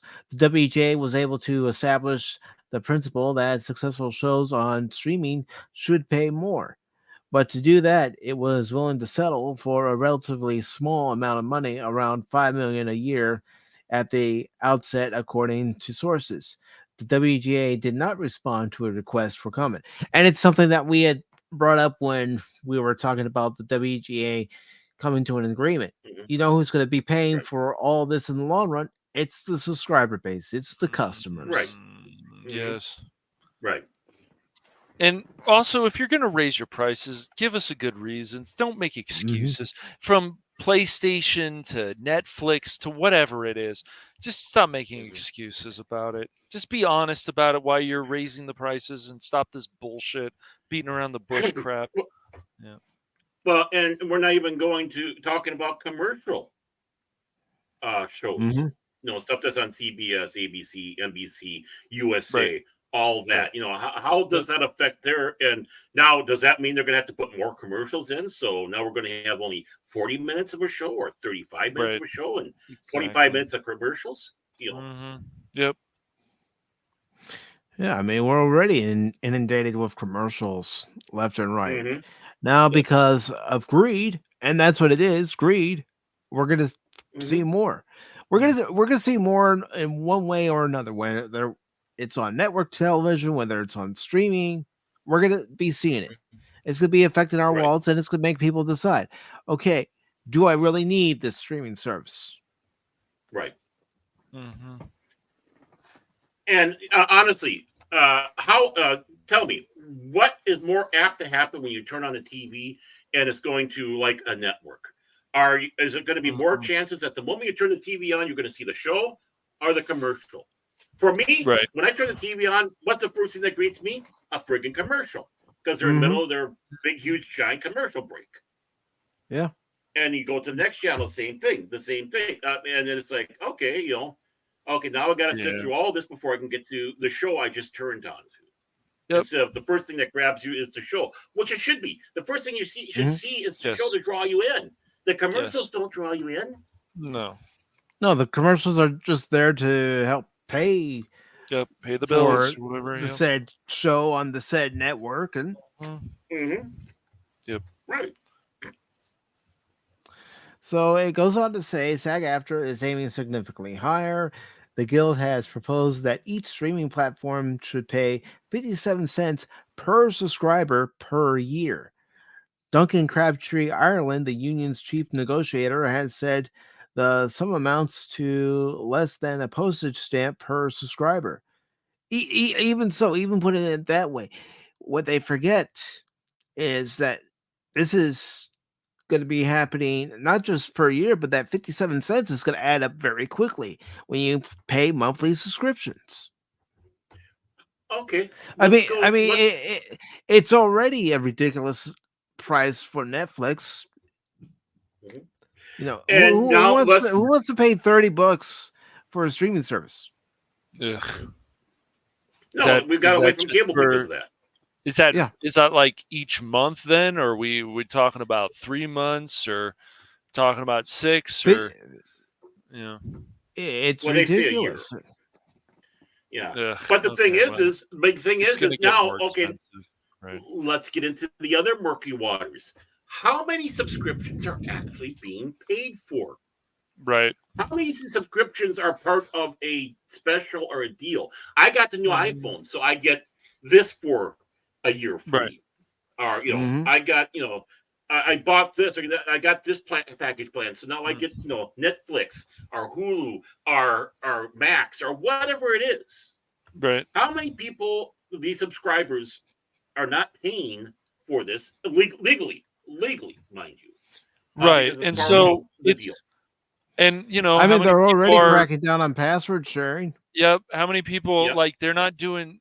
Disney seems to be okay with that so far, but yeah, Netflix started cracking down on that so far. Yes. Mm-hmm. After they were going out there telling everybody to do that, right? Share your password. Come on, the more people watch Netflix. Come on, share with your friends and family. And now, we're gonna burn you. Oh, well, even in this article, it does mention that a first-class stamp is now at 66 cents. Yes, I know. And it'll just keep raising every year, probably. Yep. Well, the postage stamp has always raised every year or every other year. Yeah. Which, they say it's a booklet, but yet it's 2 sheets. You go to the grocery store, you buy stamps, it's 2 sheets, but they said this is considered a booklet. Back in the day, cash money, that's exactly what you used to get your stamps like in a little booklet. Pages, little few pages, not 2. little stories on there. Oh, look, like, hey. Little stories. I gotta get the next book of stamps. I gotta see how the story comes to an end. Oh man, it was just. And this article says that the money would go into a jointly administered fund. The trustee of the fund would distribute it to actors whose projects appear on platforms. According to the union, the funds would presumably be allocated based on viewership of each of the shows. SAG-AFTRA has discarded an earlier proposal that would rely on Parrot Analytics, a third-party data provider, to assign value to each of the shows. Instead, the trustees would use the platform's viewership data, which the platforms have already agreed to provide to the WGA. The trustees would also... Okay, go ahead, Baron. I was going to sit back and say, so in that aspect, considering how Ahsoka, and I'm sorry, people who love it, it didn't do well. She-Hulk didn't do well. That's where the studios sit back and now can sit back and ask this question. What would you say you do here? And if it's going to go on a performance basis, they have to which it should be. It should be performance basis, but they don't want it on a performance basis. They want it across the board. But in this case, if Ahsoka is really turning in as bad numbers as they are, I mean, One Piece kicked his ass. Well, One Piece should be rolling around in the cash, and Ahsoka, what would you say you do here? Right. I mean, exactly. I mean, that is the important thing. If it comes down to it, this is something where the studio should really put the screw down on them. Not that I'm siding with the studios, right? But right. What happens in sports when a player doesn't perform well? They're either traded or released. Yeah. A lot of times it's the latter. Yep. Yeah. Or they're sent down to the minors. Yeah. And Netflix is being very smart that when they're advertising their streaming service, they're showing One Piece. Very smart. Right. For them, makes sense. Good for them. But great show. It's smart because it was very enjoyable. People are talking about it. We've talked about it. So what are you gonna do? Are you gonna show Cowboy Bebop? That's not going to bring in viewers. It didn't bring in viewers. That show could have been actually. I don't good. think they even talk about it anymore over there. No. It's like, we got One Piece. You forgive us? Yeah, now? they're like, well, now we want to follow the source material. And even if you guys saw those costumes of the last Airbender, it's like, oh my gosh, they look so authentic, and they're showing the side by side comparisons. It's like, wow, they really maybe finally taking this stuff seriously. That they're like, wow, we can actually make money again. Well, We can make money. Oh yeah, we can make a lot of money. mean, oh boy, yeah. I mean, I want to trade Phil McCracken. Is that an option? Send him to do we the have dinghy. up to 10? We need 4 more likes so Phil can dance for us. Oh, good. Do we want to see that though? I don't want to see that. I don't want to see that. Is he gonna at least dance on the That's ceiling for completely us? on you, Bear. That's completely on you. We don't have to. We don't have to see it. We can look the other way. No. I mean, This is what Baron's referring to. Live nude trolls. If we make it to 10 likes, so hit the like button. This is on Barrett. This is on Barrett. This isn't me. I did not agree to this. This is on Barrett. Look at that smile. I don't know. I'm seeing hordes coming out. I'm seeing hordes from that man. But anyways, it says the trustees would also have to determine how to divide residuals among the cast of each show. Under current structures, residuals are paid out based either on time and salary units or ratable distribution or rateable. Sorry, although they're all a bunch of rats in my opinion. Right. So rateable distribution formula, otherwise known as 3-2-1 formula. Yeah, that's what we usually say before we go live. 3, 2, 1, go. Contact. It's the reason. Oh, sorry. Under either method, series regulars get more than guest stars who get more than day players. The AMPTP, meanwhile, is offering essentially the same proposal approved by the WGA. Under the WGA contract, which was ratified 2 weeks ago on a 99% vote, writers on successful shows 50% bonus on their fixed residual. Shows will qualify if their domestic views reach the equivalent of 20% of a domestic subscriber base within 90 days. About a quarter of made-for-streaming shows would get the bonus according to data the studios shared with the WGA. According to Netflix co-CEO Ted Sarandos, it would cost 4 to 5 times as much to apply that provision to the actors. SAG-AFTRA has said it understands that the studio's offer would pay out about $20 million a year when the WGA made its deal last month. There was some conjecture that the SAG-AFTRA would have been looped into the process and would accept something similar. That has not turned out to be the case. Negotiations with SAG-AFTRA resumed on October 2nd. Fran Drescher, the president of the union, continued to press for a 2% revenue share, saying it would change the world for actors. In the face of resistance from the studio CEOs, the union agreed to cut its proposal in half to 1%. Woo! Ooh. But the CEOs continue to make clear that they would not accept a revenue share at any percentage. No, they want all the money, just like the actors want all the money. Right. And usually, it's always greed with this stuff. It doesn't have to be, but it just that's how it turns into. It's revenue sharing. And then who gets screwed over? The customers usually get screwed over in this situation. It's ridiculous. Right, and revenue sharing was always a special thing per actor. It's like, Jack Nicholson, I want a percentage of, I'll go for this price and a percentage of Batman. Or Alec Guinness working for a percentage when he did Star Wars. It was, one of those rarer things where, okay, they'll take a lower price coming in to be the actor, but they're taking that risk, and, because they could go south.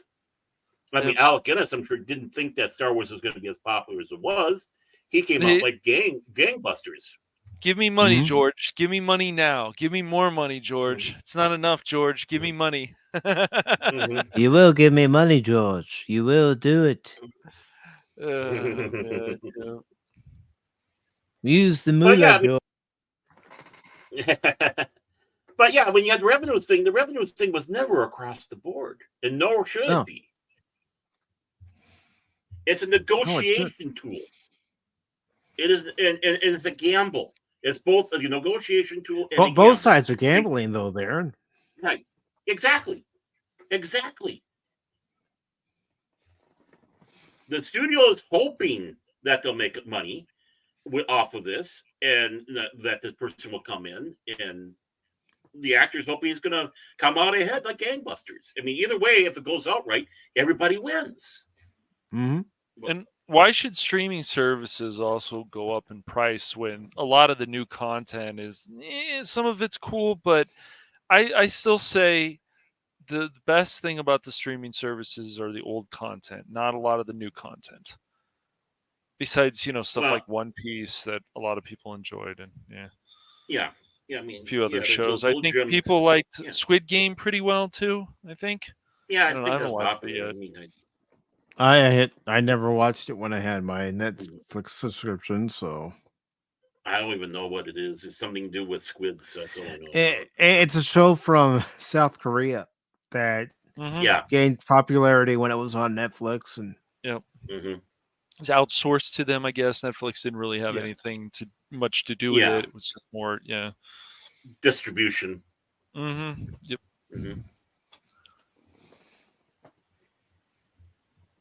And let's see. Phil is saying he's willing to trade Anonymous for cash money, and also I want candy soda bottle caps and 2 cases of Mr. Pip. Well, Phil, you're not the one that's going to be negotiating. If that kind of negotiation happens, it'll be between Jace and I, the 2 GMs of the channels. Look, when you're trying to insult me, Phil, and it's in quotes trying, you should at least put I'm willing to trade, not you have WE. Well, and I have to say this, there's no such thing as Mr. Pip anymore. Ticker says breaking news. PACIFIC414 and 540 Studios have agreed to a trade. Cash money is headed to 540 Studios. PACIFIC414 is receiving Anonymous and cash considerations. Cash considerations. Yeah. See how I did that? You're a stalker. You got to stay away from Anonymous, man. He told me things, Phil. He told me things. You gotta stop, man. Phil, are you keeping Anonymous up at night? That's right. Seriously, man. Did you put that tent outside of his window again? Come on, man. I told you to stop doing that. No. I know everybody needs a hobby, but come on, Phil. Yeah, come on, man. So the article finishes up by saying that's when SAG-AFTRA returned last Wednesday with its proposal for the 57-cent per subscriber formula, which was intended to generate as much money as the 1% revenue share. In its presentation to the studios, the figure was given as $1 per year, leading the studios to conclude that the guild wanted $800 million annually, but the union says its proposal cuts that amount to 57 cents to account for programming like news and sports that is not covered by the union. That seemed to the studios to be a different version of the same idea they had already repeatedly rejected, and that the talks were not productive. The studios have estimated that their July 11th offer was worth more than $1 billion. $1 billion. Whew. That's a lot of money to the actors over 3 years. Over 3 years, folks. Mostly in the form of higher minimum rates. Greed. Yes. That's what it's about. Greed. Right. That's why even a certain YouTuber, I'm not going to use his name, was like during the whole COVID thing and the lockdowns, like, well, we need that entertainment. We need this. Without them, we don't. What about the old entertainment that we can watch for years and years and years and years and years? How about that entertainment? What? How about Well, books? what about during 2020? How people started their own YouTube channels, and Yep. some of those channels exploded. Yeah. Yep. It did. But one of the interesting things about this, though, is it means that these studios can't hide the numbers of subscriptions no more. Oh, that's true. That's a good point. Like they are. Yeah. I mean, now that's got to be brought. And if they're bringing up false information, well, now congratulations, you committed a crime, a major crime. Yeah. Good point. Federal crime. I'm going to be sitting next to a Harvey Weinstein crime type of thing. Yeah, except for different, But the thing is, now if there's a bright side, that's going to be the one thing that comes out of this, because they're going to. But then it's also going to start showing people what exactly is popular and what is not. Right. Which, of course, the investors will really want to know. Oh, yes. Yeah, I mean, why was Star Trek Discovery allowed to go for 5 seasons? What are the numbers? That's one thing that we never get the viewership numbers. I want to see these numbers. We see stuff from Nielsen and stuff, but we don't. We see it on that website, but where I want to see the actual numbers. Is Disney going to release the numbers? Is Netflix going to release the numbers? Has Netflix released the numbers? I don't think so exactly. No, maybe for One Piece. I don't know, but yeah. Oh yeah, they want to do that. Because they need something. They need that. They need that. They need it. Exactly. They need it. Yes. Paramount. What numbers are they releasing? I would like to see. These Star Trek shows. I agree. I want to see these numbers. From what I've seen, they haven't released any numbers, and when they tried running the first season of Discovery on CBS, it did abysmally bad. It did terrible. Yep. Right. I mean, is it because of all these old Star Trek shows, as some people have been saying? Is that the reason they have all this money to keep making Discovery and all this stuff? I want to see the numbers. I want to see the numbers of these Star Wars shows. I want to see the numbers of Marvel. I would love to see what they are. Yeah. Current Star Trek as it is, that's not getting in new subscribers. The way they're trying to get new subscribers is saying, hey, we are the one-stop place to watch all your Star Trek content. That's why they took the original series DS9, Voyager, Enterprise off of Netflix and brought the movies back. But now you're seeing that they're outsourcing some of the movies again to different streaming services. Yep. What about Sony with the numbers for these things? I mean, we know games like even The Last of Us 2, it did make less money than the first game. I wouldn't call that exactly a success. I wouldn't say it's a failure either. I wouldn't say it's a big success, even though it not like the first game. Right. So I want to see the numbers. Microsoft does the same nonsense too. Let's hide the numbers. We'll stop hiding the numbers. I want to see the numbers for these games. Oh, they sold this. Okay, I want to see them. Show us. What are you hiding? What are you hiding from us? Why are you hiding it? Are you ashamed that your shows that you're hyping aren't pulling in the numbers you expected them to? Yep. Well, and also keeping it from, again, the shareholders. Because if the shareholders got an exact idea of what's going on, for all we know, one of the things that the studio is holding hard and fast on with this is maybe it is the shareholders sitting back saying, wait a minute. I don't see how we need to throw this much more money when we're not seeing the proper returns. Right. We're investing in this and we're not seeing that investment coming back. We are taking a risk with our money with you. I see TCAP is at it again. Yeah. Go ahead. There he is. But this is dangerous waters for everybody: the writers, the actors, and the studios. Yes, because now things have got to be brought forward and placed on the table for everybody to see, and that means even us. Well, one thing we go ahead. It's going to be like opening Thursday's paper or Friday's paper and seeing the ratings like we used to do in the old days. What we need is the FTC, I guess it would be the FTC, to come in there and just start taking apart these companies. Now, this whole Microsoft Activision deal they tried to block it, but Sony was so mad. Oh, well, if they get Call of Duty, it's like they just started whining about it, just like these other companies do. But if we broke a lot of these companies up, I think we could get better entertainment, I should say. Well, especially Disney. Yeah. I mean, they are a monopoly. Yes. Yeah. And you guys saw they that are. call of the stockholders. I've never seen stockholders so upset. They were upset. They got through, and they were not happy. When I staged. watched Valiant Yes. Renegade's Yes. stream when he was Yes. showing that, Mhm. and how some of the investors were able to get in there and then ask the questions, and Bob Yeah. was stuttering. I mean, Yeah. heck, I argue right now is saying that he's exhausted because of everything Yeah. that's going on. Well, geez, Bob, you You caused did a the lot of this problem, problems, dude. Exactly. You caused the Yeah. problems. The people you guys hired, the people you feel that is all for Disney, family in this, which is funny because their 100th ad, it's all about family. And if you guys don't want to tell me there's some kind of agenda there that they're trying to hide stuff, there's no little things that they want to put in there. It's all family. It's all this. There's agendas. I thought they were just Uh-huh. taking Vin Diesel's line from Fast and the Furious and letting us all Family. know that it's all about family.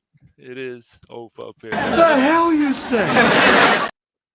But it's even my brother noticed it, and it was first shown during the halftime of the Cowboys Chargers game. That it was just so calculated.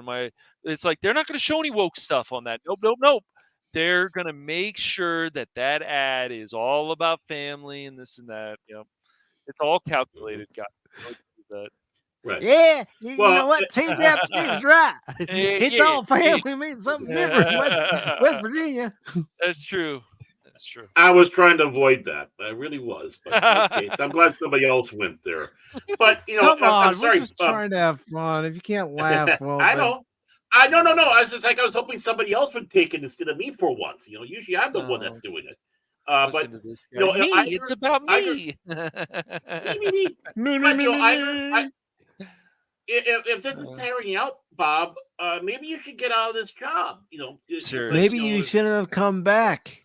Well, you guys saw Think there about was an that, Bob. investor that came back who used to work for Disney. I don't think things are going very well at Disney. I really don't. No. I have this feeling. If they were, then Bob wouldn't be coming back to try to be the White Knight. Right. Mm-hmm. Yeah. And going right. How's that working out for you, Bob? Dang it, Bob! Bob. But I mean, this is going to hurt everybody in Hollywood, all across the board, and I'm going to be happy about that. Not because I'm a nasty guy, but again, these are the people who have for how many years shat on us, attacked us, called us names, started putting stuff that we didn't like, and then did the name calling. So it's like between the writers, the studios, and the actors, fine.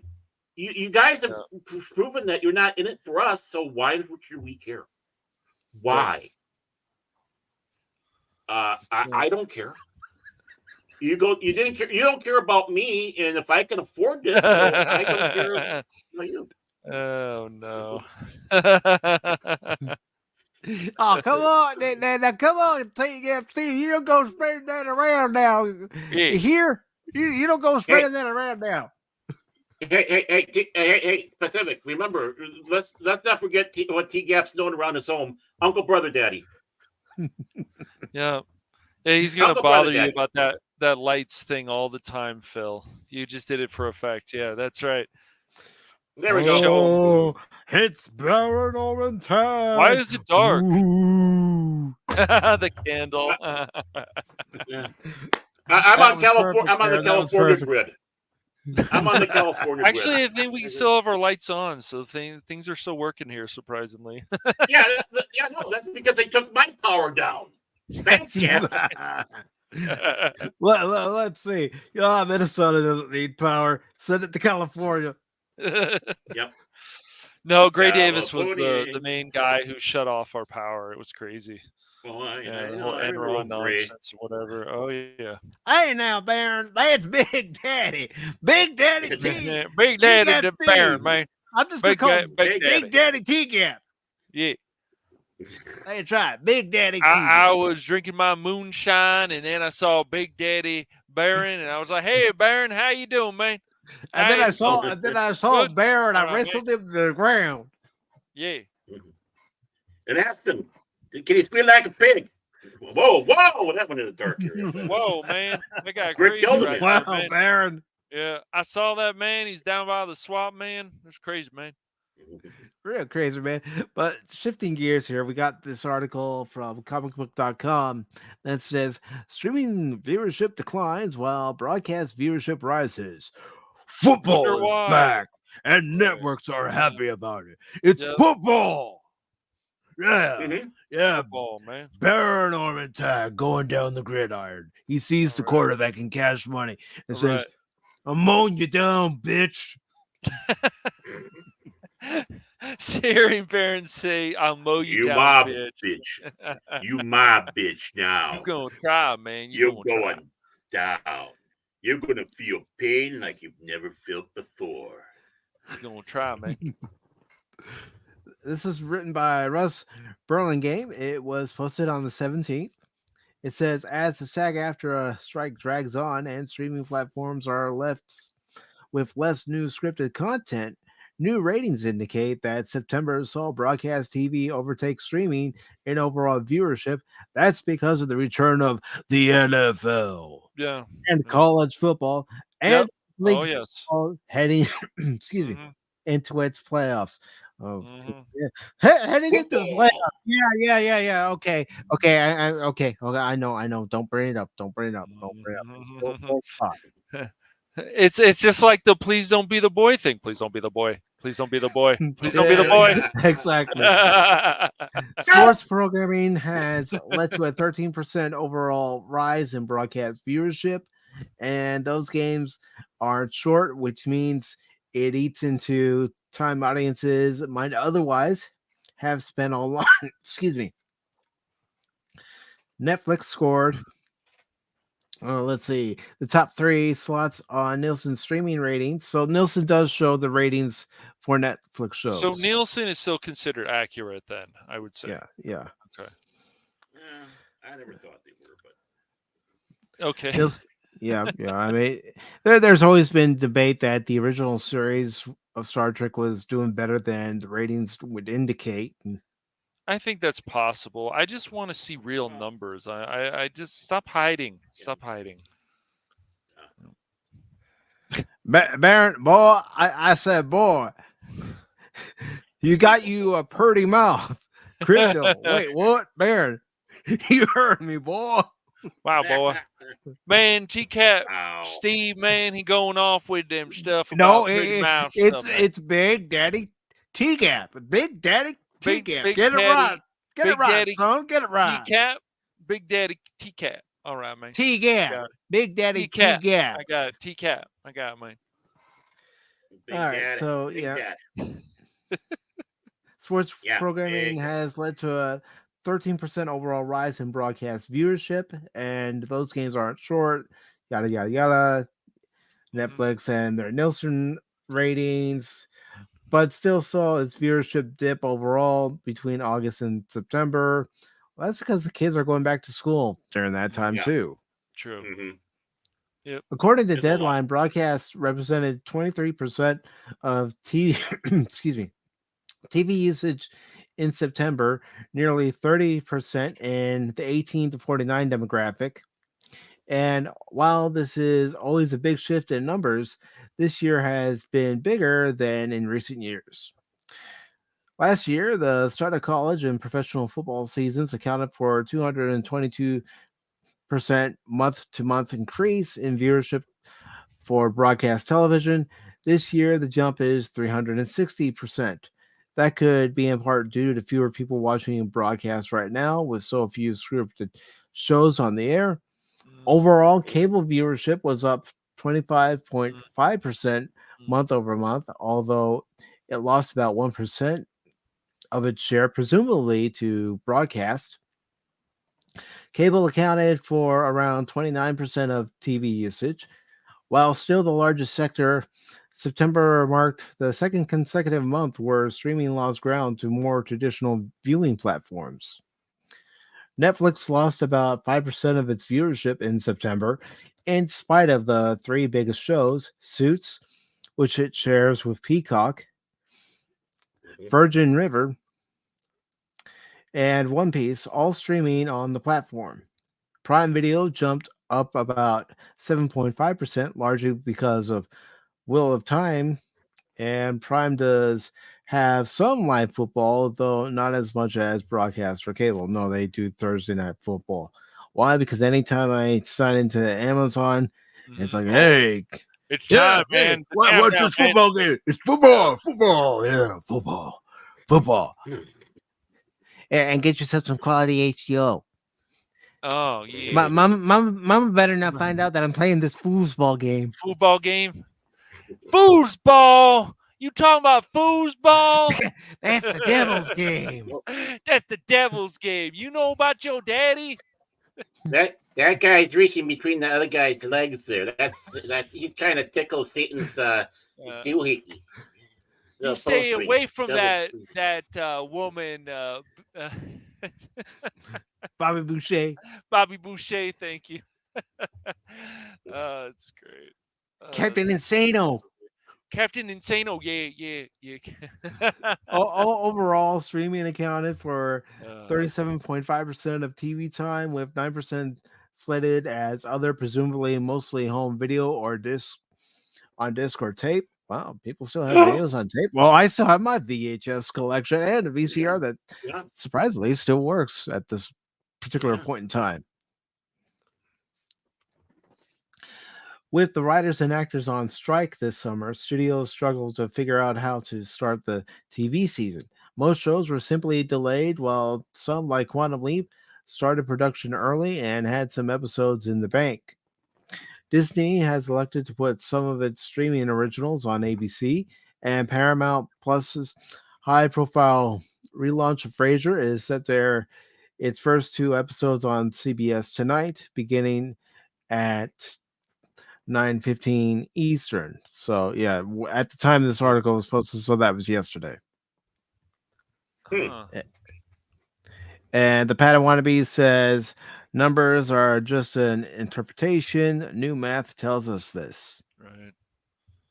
Yeah. And Big Daddy T-Gap says, and that's what I'm going to be calling you from now on, T-Gap. Big Daddy T-Gap.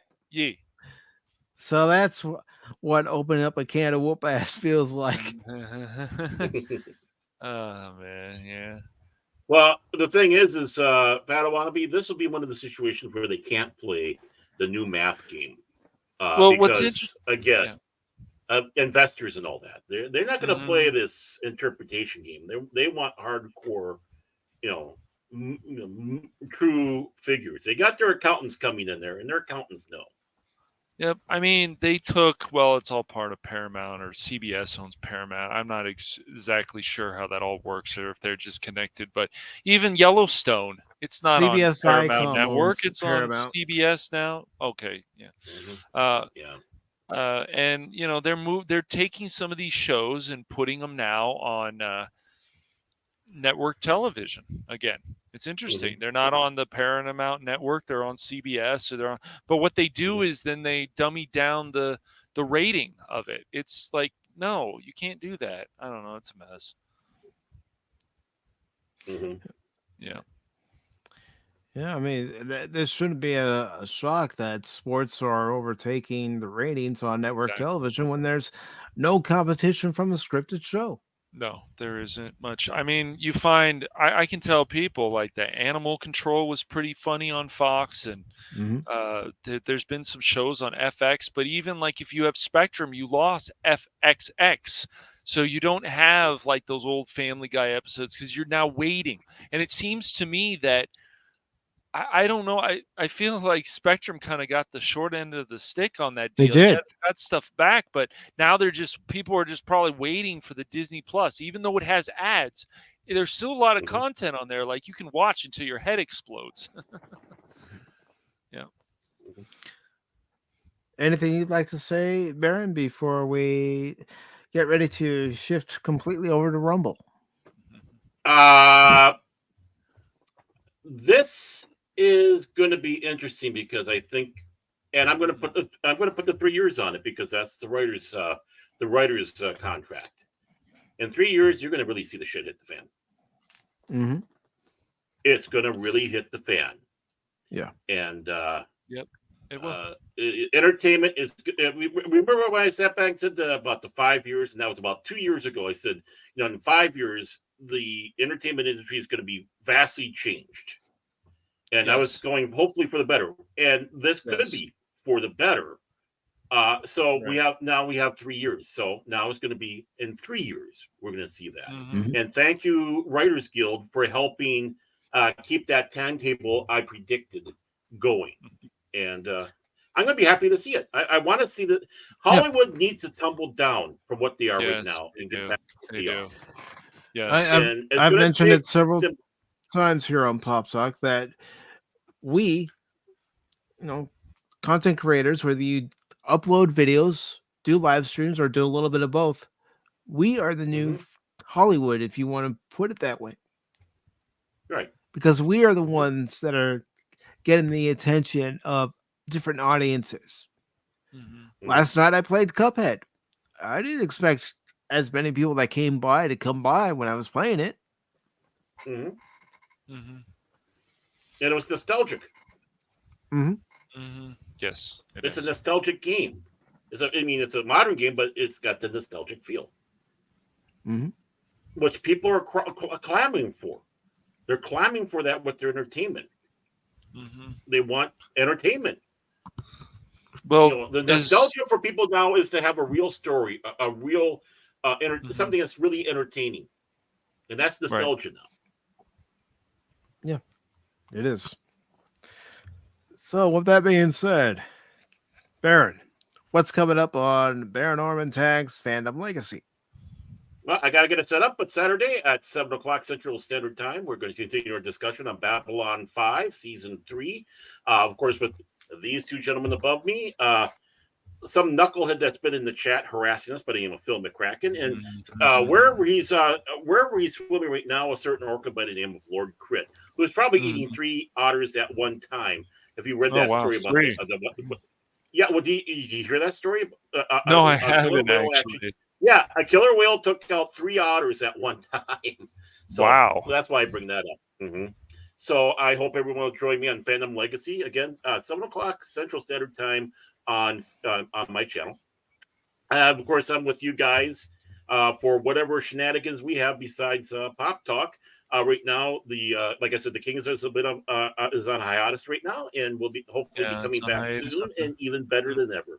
Mm-hmm. Okay. So. I have seen 24 pop up in different chats, and he did, give a reaction to the group I made, and so he's always present, folks. Yep, you don't know where he is, but he's watching. Yes, he is. He's there. He's there ready for to see if you blow that shit up, man. No, brother. No, brother. It's your boy, 24/7 Fusion. You're blowing that shit up. Yes. And Big Daddy King wants to know, is Zathras? Yes, Zathras, not going Zathras. to be there, Baron? Not Zathras, but Zathras. Zathras is awesome, but Zathras is just so-so. But Zathras is an okay option, but not the best. We're good to have Zathras with us. Not Zathras or Zathras. It's going to be Zathras who's going to be there with us. And you've never seen him before. He's really good and very talented. That's Zathras. So. Yes. And Cass, Zathras what is coming up? What is coming up on the Phantom Hooligans? Although you really should rename it to the Phantom Hooligans. I know, right? Hooligans. Yes. Well, I had a lot of fun with Ratchet and Clank on Monday, and I'm just starting to follow my list that I put together on Twix recently. And so I'm going to be playing more of that, and a certain troll, Phil McCracken, might be stopping by in the VC, so who knows. And then, of course, we're going to either play Myth Force or Bro Force or Vermintide 2 on Friday. And if you guys feel that Friday's not a good day, I can always change it to another day if you feel you want to do a different day. Barrett, it almost sounds like this guy doesn't want to do anything on Friday. I don't know. Yeah, I know. No, I mean, if you guys like Friday, we had fun going we after have the fun. Rats It's and just Vermintide 2.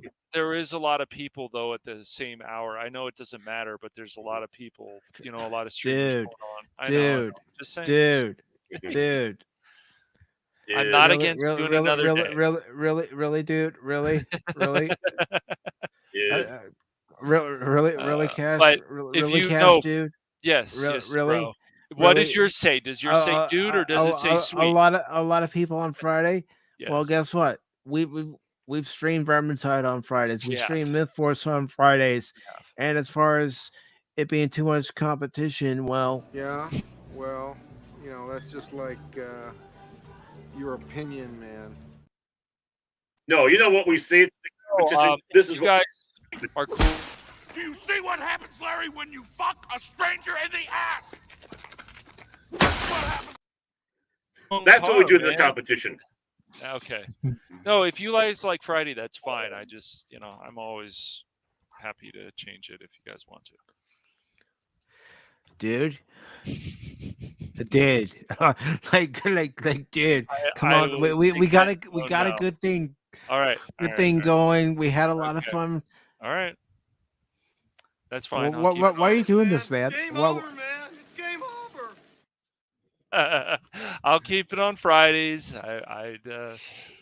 No problem. or evil pop comes at me. I swear. Barrett's a troublemaker, but you're the one that's always going, I don't know, guys. Should we be doing this? Should we be doing this? You know what?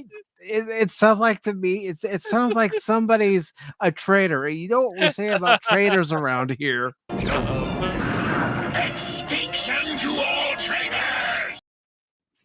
Mr. Indecisive Man. Oh, man. He's No, Mr. Indecisive Man. No, not at all. But if you guys want to keep it on Friday, that's fine. No problem. Come on.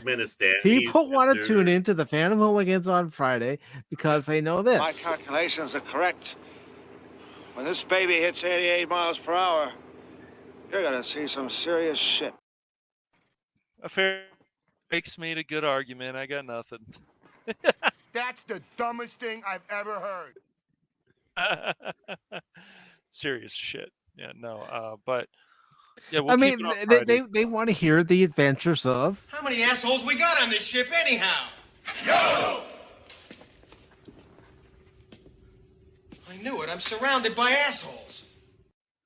Of course, here's Mike and Cash before the stream.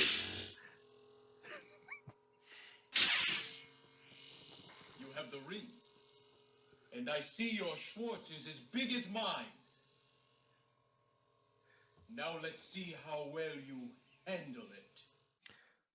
Because Cash, you forget whenever we play Vermintide or any game on a Friday. Yes, it's this attitude. You tell him I'm coming, and hell's coming with me. You hear? Hell's coming with me. Yes, it's true. All right, cool. Then those will stay. That'll stay on Friday. But then I'm also doing. I'm going to be doing more Ratchet and Clank. Maybe I'll finish it up. I don't know how long the game is. I heard it's 5 hours and 30 minutes, but I'm trying to get as much as I can out of the game. I never wanted to pay $70, so when it even came out on PC, so yeah, or 60. Excuse me, it was 60 on PC. Yeah, found it for cheaper. Nice, very nice. Yep. And as far as what's coming up on the PACIFIC414 YouTube channel, Rumble, Twitch, and Kick channel, Cash and I will once again return to River City, and we will continue where we left off, and we will try to stop Sabu. Yes, we will try to stop Sabu.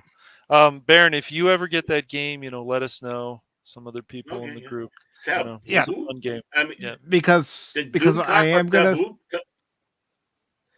I am going to have it open to where if anybody wants to join us, and you have the game, you can join us because 4 people can play at once. Yes. Yep. 4. 1, 2, 3, 4. He did it. He counted 4 on his hand. That's all amazing. right. All right. Boy, those look like Yay! Yay! But that's but you're what still will be number coming 1. up. Oh wow! Thanks, wow! Dude. Thanks. Wow, dude. Flipping somebody I do off, want to think. man. You know who runs this channel, Baron? What are you doing, man? You broke it. Well, it was broken before. It was broken before it even started. Come on, Cash. Yeah, that's probably true. I mean, between hearing you trying to weasel out of Fridays because I find your lack of faith disturbing. I mean, come on, Cash. The best part about Fridays, I don't care what you think, but the best part about Fridays is one shall stand, one shall fall. Why throw away your life so recklessly? You know what? Can we get a great Transformers game? Can we get one? I mean, Devastation was pretty cool, but can we get something even better than that? Is that possible? There is a new one coming out, but I'm not really sure about it yet. Oh, right. I think there is. Yeah. Oh boy, yeah. Transformers Cybertron Knights. Actually, that does sound like a good title. That sounds there. pretty good, man. It does, yeah. What are you doing this game, Baron? Or do we get to play as the Autobots and the Decepticons, or what's going on? Yeah. No, why not? Have a choice. Is it a thing where you start off as the Autobots and you switch to the Decepticons and back to the Autobots, or can you pick your own side and go to the story of that side? So if I want to go through the side of the Decepticons and conquer the universe as Megatron, it's called character creation. You can even design your own little Transformer. Oh, that would be cool. I'm going to be We've never had something like that. Yeah. I want to be a 1987 Yugo. Okay. Decepticons, attack that Yugo! But Megatron, that is the Baron Yugo. You don't go attacking it; it attacks you. Silence, Starstream. But yeah, anyways. It's not bad. Keep working on that. It's good. Well, it wasn't one of my best Starscream impressions. Pretty good. It's pretty good. It was pretty good, Baron. Stop shaking your head. No. He's Jay Sherman. It stinks. It stinks. But it stinks. I'll go with Joel Robinson.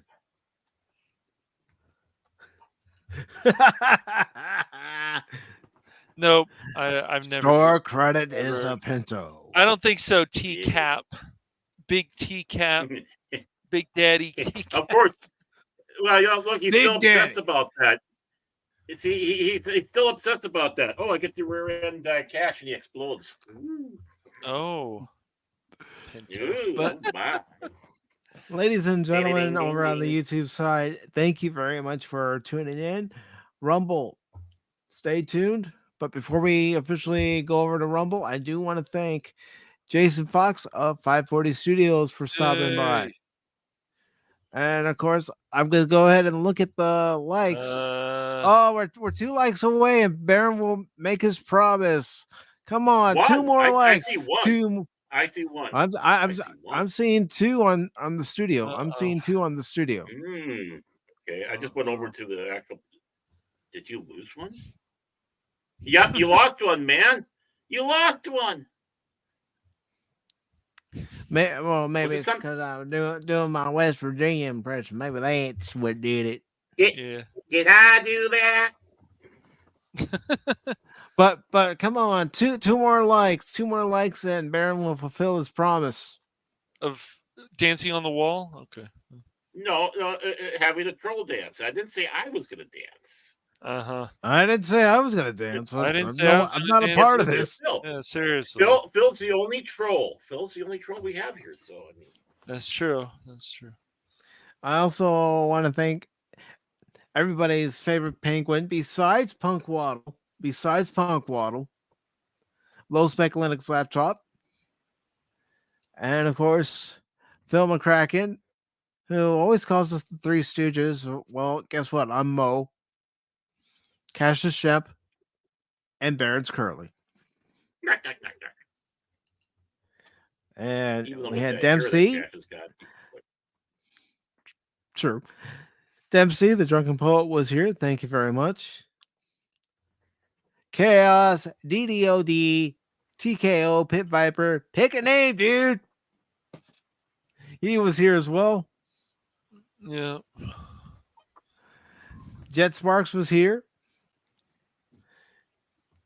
Big Daddy T-Gap. T-Gap Steve. T-Cap, yeah. Big Daddy T-Gap. Big Daddy T-Gap.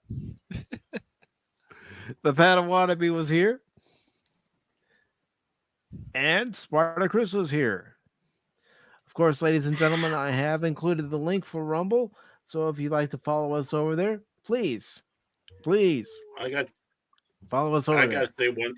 And T-Gap's saying, I don't know who any of those people are. He's seeing 9 likes. Well, real quick, so you guys don't think I'm BSing you, I'll go ahead and share. I'll go ahead and share my screen of the studio, just so you know I'm not BSing you. No. All right, so here we go.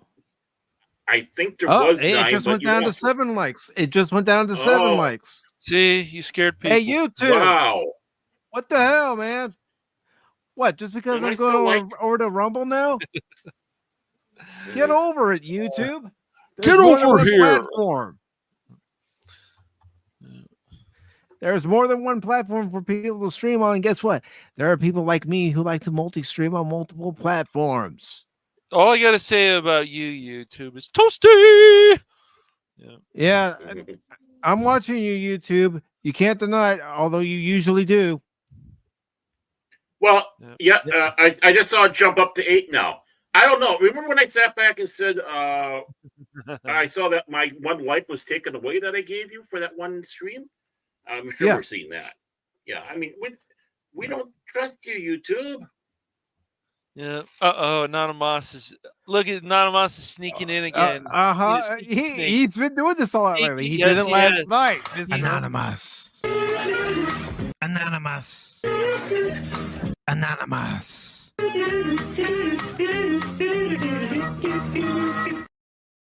Mm-hmm. Well, he listens and he doesn't say anything till the end because of that. So. Yeah. I know. Phil McCracken still wants your autograph there, Anonymous. So maybe you want to give it to him. Yeah. But this will wrap up the YouTube portion of the show, ladies and gentlemen. The link has already been posted in the chat, but I'll go ahead and post it again if you want to follow us over to Rumble, because we do have a couple articles that we're going to talk about over there. So thank you all very much over on YouTube. Really appreciate it. And it's time for us to do this on the YouTube side. Autobots, transform and roll out. Coming over to Rumble. Let's get ready to rumble.